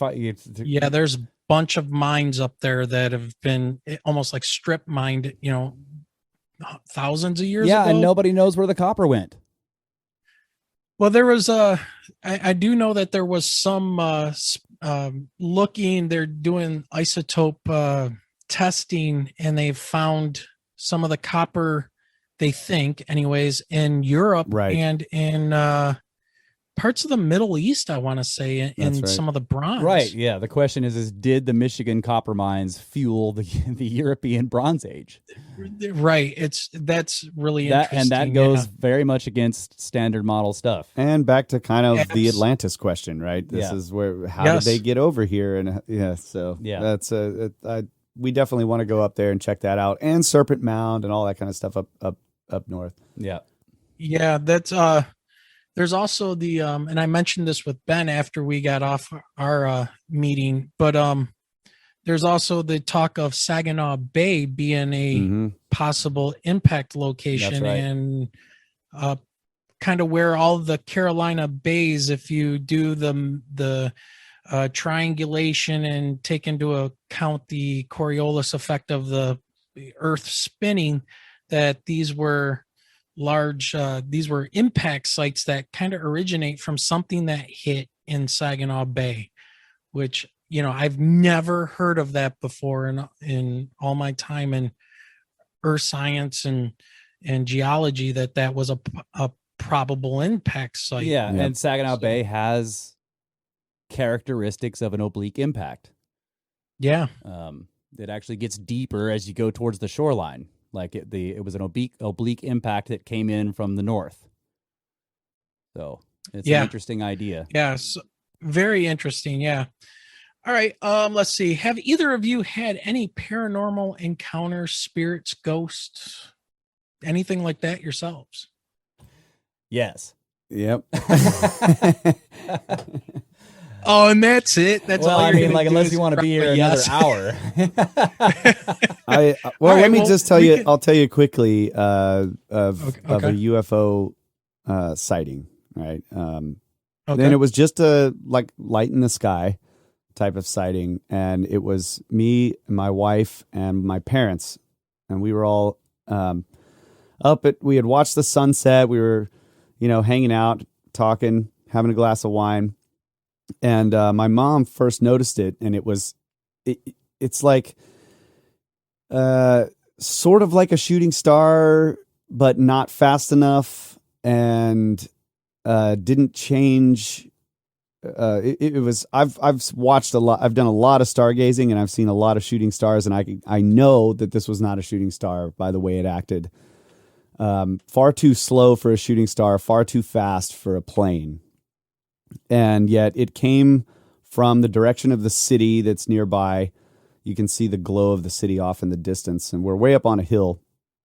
And it's coming towards our direction, moving to the west. And it looks like a dashed line, blue. And as it gets closer, the dash gets longer and longer. And when it finally it's gotten overhead, and then it's past us moving to the west.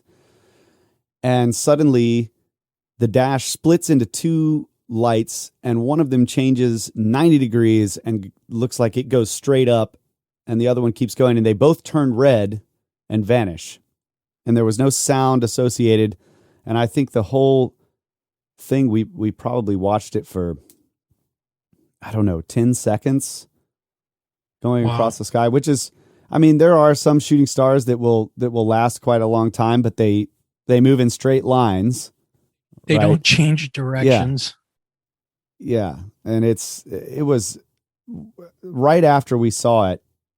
I went and asked each person, okay, describe to me what you saw.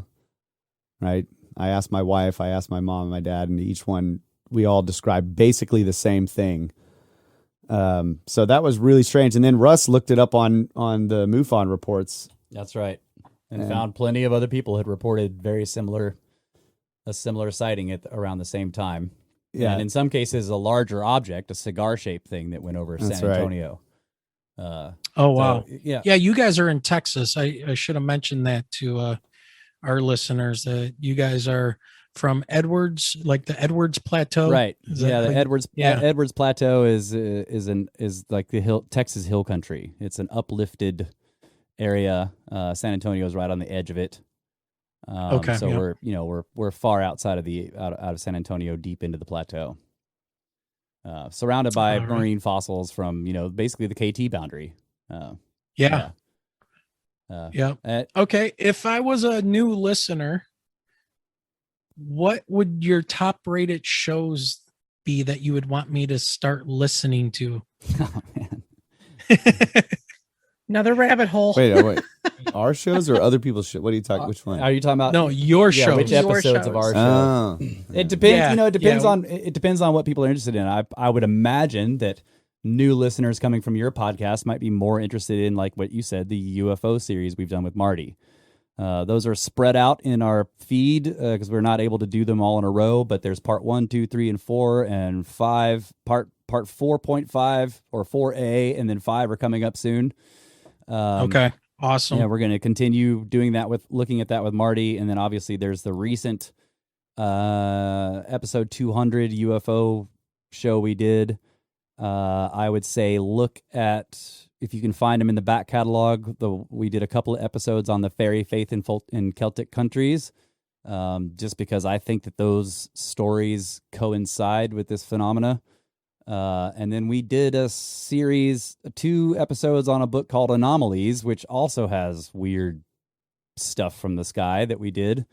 And then Gods of Eden. Yeah, what I was going to say is the book reports is kind of like a those are unique thing fascinating. to our show that we like to do, these deep dives into various books that that we found interesting and sort of paradigm shifting for us.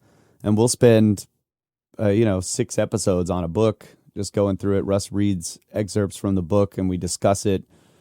And those are just great. I love them. So I would recommend checking out a book report. But the fan favorite is the Epic of Gilgamesh. That is by far the fan favorite. The one that people tell fans of our show will tell other people to listen to first.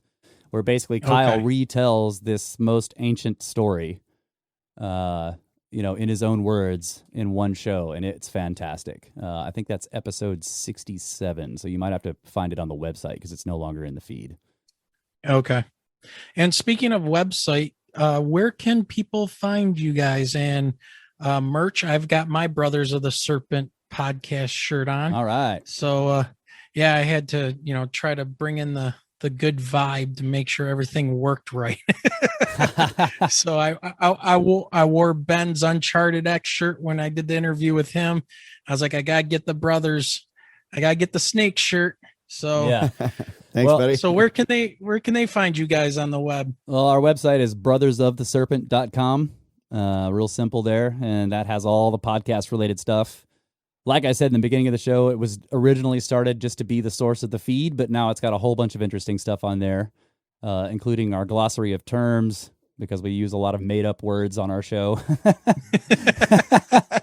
And it's got the encyclopedia, which is basically somebody was asking me to kind of put together something where they could go through and see little, like an encyclopedia entry on stuff that we talk about. Because we might bring up Sumerians and people don't know what that is, and they can go to the website and get a little brief description. Do you guys have a book list on there, like books? No book list, but reading? So most of that kind of stuff has been moved into our Discord chat. So we have you guys have a Facebook group. There is a Facebook group for our podcast, but it's fan operated. There's a gigantic book list. That's right. It's called Library of the Serpent. The Library of the Serpent. Yeah, you're right. Oh, okay. That is linked from the website. That's a book list of either books that you're able to get free because they're in the public domain, or links to buy them from Amazon. But then also our Discord chat is very active. We've got around 700 members. There's many channels, and people are constantly. It's basically for fans of the show, but people are constantly talking about the topics we discuss on the show and going much more in depth. They have a book club there where they're all reading the same book and talking about it. So yeah, I recommend, if you're really interested in this stuff, you can join the Discord. It's a lot of fun. Yeah, I've poked around in there and I get lost. Yeah. It's like there's so much going on. Yeah. In that Discord group. Yeah, you got to pick a channel and stick with it for a while, and then until you get used to what's going on. I find myself in the UFO channel most of the time. So yeah, and last but not least, before we let you go, any big shows, special guest, anything coming up that you can let us in on? We never really plan anything that far in advance. Yeah. We're just like, a lot of stuff is off the cuff. And Russ actually does most of the planning for the show, and he's the most comfortable when we're in the middle of a book because he knows he doesn't have to plan anything. That's right. Yeah. But then when we start getting near the end of the book, he starts getting stressed out. What are we going to do? So yeah. I know that feeling. Yeah, no, we can't let you in on any plans because we don't have any. Yeah. So that's basically, I think that's what Kyle's basically saying. People are always asking us like, well, can you give us a list of what's coming up? I'm like, well, we don't know that stuff either. We find out what's going to be on the show almost as soon as they do. And we're not a guest heavy show. So occasionally, the guests happen and we never know when it's going to happen or why. And we might come across some new piece of information. We're like, oh man, we should get this person on. And then you never know if you can or when it's going to be. So it's it's kind of like, it really is just an ongoing conversation. That's our podcast. And so when we show up that's cool. on podcast day, it's continuing the conversation and things pop up in conversation that we weren't expecting and we just go with it. Yeah. So in a vague sense, I can tell you about possibilities that none of this is in stone. But we have someone who has offered, I asked, and they offered recently that they could do it to come on and talk folklore from the UK, interesting Celtic folklore. So we may have that at some point. We know Marty is going to be coming back and doing more UFO stuff. The first thing we're going to be doing with him is he's going to be doing a whole episode on the Skinwalker Ranch stuff. Yeah, and then that's awesome. Yeah, it's going to be really good, and then that will be followed up by UFOs Part 5. Because I was just thinking about once I finish up a couple interviews we got going on this week, and I'm going to be kind of planning out in advance. I was like, man, I really would like to get something about Skinwalker Ranch, somebody from there, or somebody that's lived there, on the show to talk about it, because that place is. That is like the singularity of all things paranormal. Yeah. Skinwalker Ranch is a strange place. Yes. Yeah. Okay. So, well, with that, ladies and gentlemen, I think we're going to wrap it up. We've kept them. Oh, one last thing. What do you guys, I got to ask, what do you guys do when you're not podcasting? I think people will find this interesting. Well, we basically work on a farm. We're farming grapes here in the hill country, and we make wine. We're fairly new at this, but we've been doing it for 4 or 5 years now. So yeah, that's basically what we spend our days doing. We're running a lot of heavy machinery, tractors and whatnot, dealing with the grapes, learning about grape cultivation. Viticulture, as it's called, and winemaking. So that's a great answer. I was going to say playing video games. Yeah, you're right. I don't play much video games. I also have a family. Kyle has a family. I don't. So when we're not podcasting and we're not farming, I'm playing video games. And I also have a band called $50 Dynasty.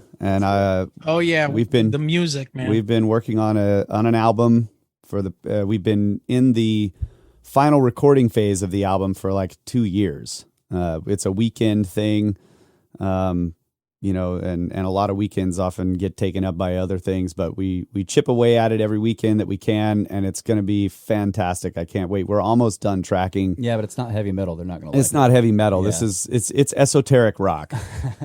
And, that's fine. Yeah, man. A lot of it. I listen to everything. A lot of it is themed towards many of these ideas that I'm fascinated with mythology and ancient culture and Earth history, and so it's going to be interesting to see what happens. It's definitely a new direction for us as a band, and we're really looking forward to it. I think it's going to come out this year, so we're about to go into the mixing phase, and then it'll be production and. Yeah. Hopefully it. Can we throw them a song for the end of the show? You guys want that? Oh, absolutely. Yeah, we'll put a We'll put a song give him a at million. the end. Oh yeah, yeah. I'll give you something for sure. Yeah, something nice and Cool. nice and hard rock. Oh, you on hard rock? Yeah, we'll give you a him some million. hard rock. Yeah, Yeah, For give us a sure. little bit of the edge. yeah, you yeah, know? yeah. All right. Well, this song is called "A Million," and it's an older release. I can't even remember the release date, but anyway, it's rock and roll. Yep. Cool. All right, Michelle, do you have anything you want to ask? I would like to know the name of the wine label that goes on the bottles that you guys produce. Turtle Creek Olives and Vines is the name of the winery. Okay. And Turtle Creek is a casino we like to go to in Traverse City, Michigan, okay. which is wine country too. Cool. That's weird. Well, so just to give you a little more information on that, we are basically the industry down here is mostly direct to consumer. That's the way we can make money, because it's very high quality wines. Like we're making the wines in the very traditional way with all French oak, aging and all of that, and basically at that price point, we don't do distribution. So it's very local, and then we have a tasting room in town, and people can come there and we can sell it by the glass or we can sell the bottles. We cannot ship out of state without a distribution deal. So yeah, it's not likely you're going to see this wine somewhere unless somebody got it from us and then brought it. I have a brother that lives in Texas. I can make something There work. you go. We'll make it happen. Yeah, we can ship to people in Texas. I think they've gotten that Yes. taken care Yes, of. we can. Okay. Awesome. All right. Well, ladies and gentlemen, we're going to end it there. We're going to listen to a song at the end of the podcast here. Please check out Serpents of the Podcast. Oh my God. Brothers of the Serpent There you go. Serpents of the Podcast. Podcast. Serpents of the Podcast Brothers. All right. Snakes. Thanks. Thank you so much. It was great having you guys on, and hope to talk to you again soon. All right. It was a pleasure. Thanks, man. That was one intense interview. Yeah. But good so times. awesome. Good times talking with Kyle and Russ. Yeah, they have a lot of knowledge for, as Russ once told me, we're just a couple farmers. Yeah, but they're farmers of grapes, which means wine. Yeah, but they're a great couple of guys, and I was very excited and happy to get them to come on the podcast. Absolutely. And so in closing, we're going to go ahead and play one of Kyle's songs, and it will be at the end of the podcast here. So Kyle and Russ, thanks a million for being on the podcast. If you want to check out the Brothers of the Serpent, check our show notes for a link to their podcast. All right, everybody. With that being said, Have a great night. and keep your eyes to the sky.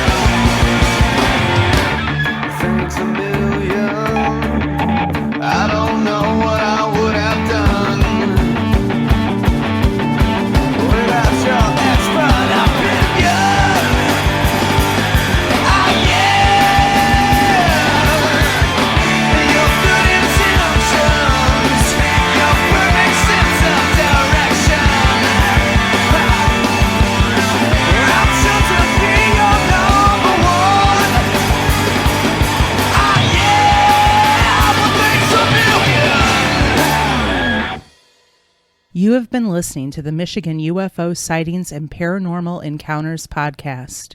You can reach us at mi.ufo.podcast@gmail.com. You can also find us on Twitter at mi_UFO and join our Facebook group by searching for Michigan UFO Sightings and Paranormal Encounters. So until next time.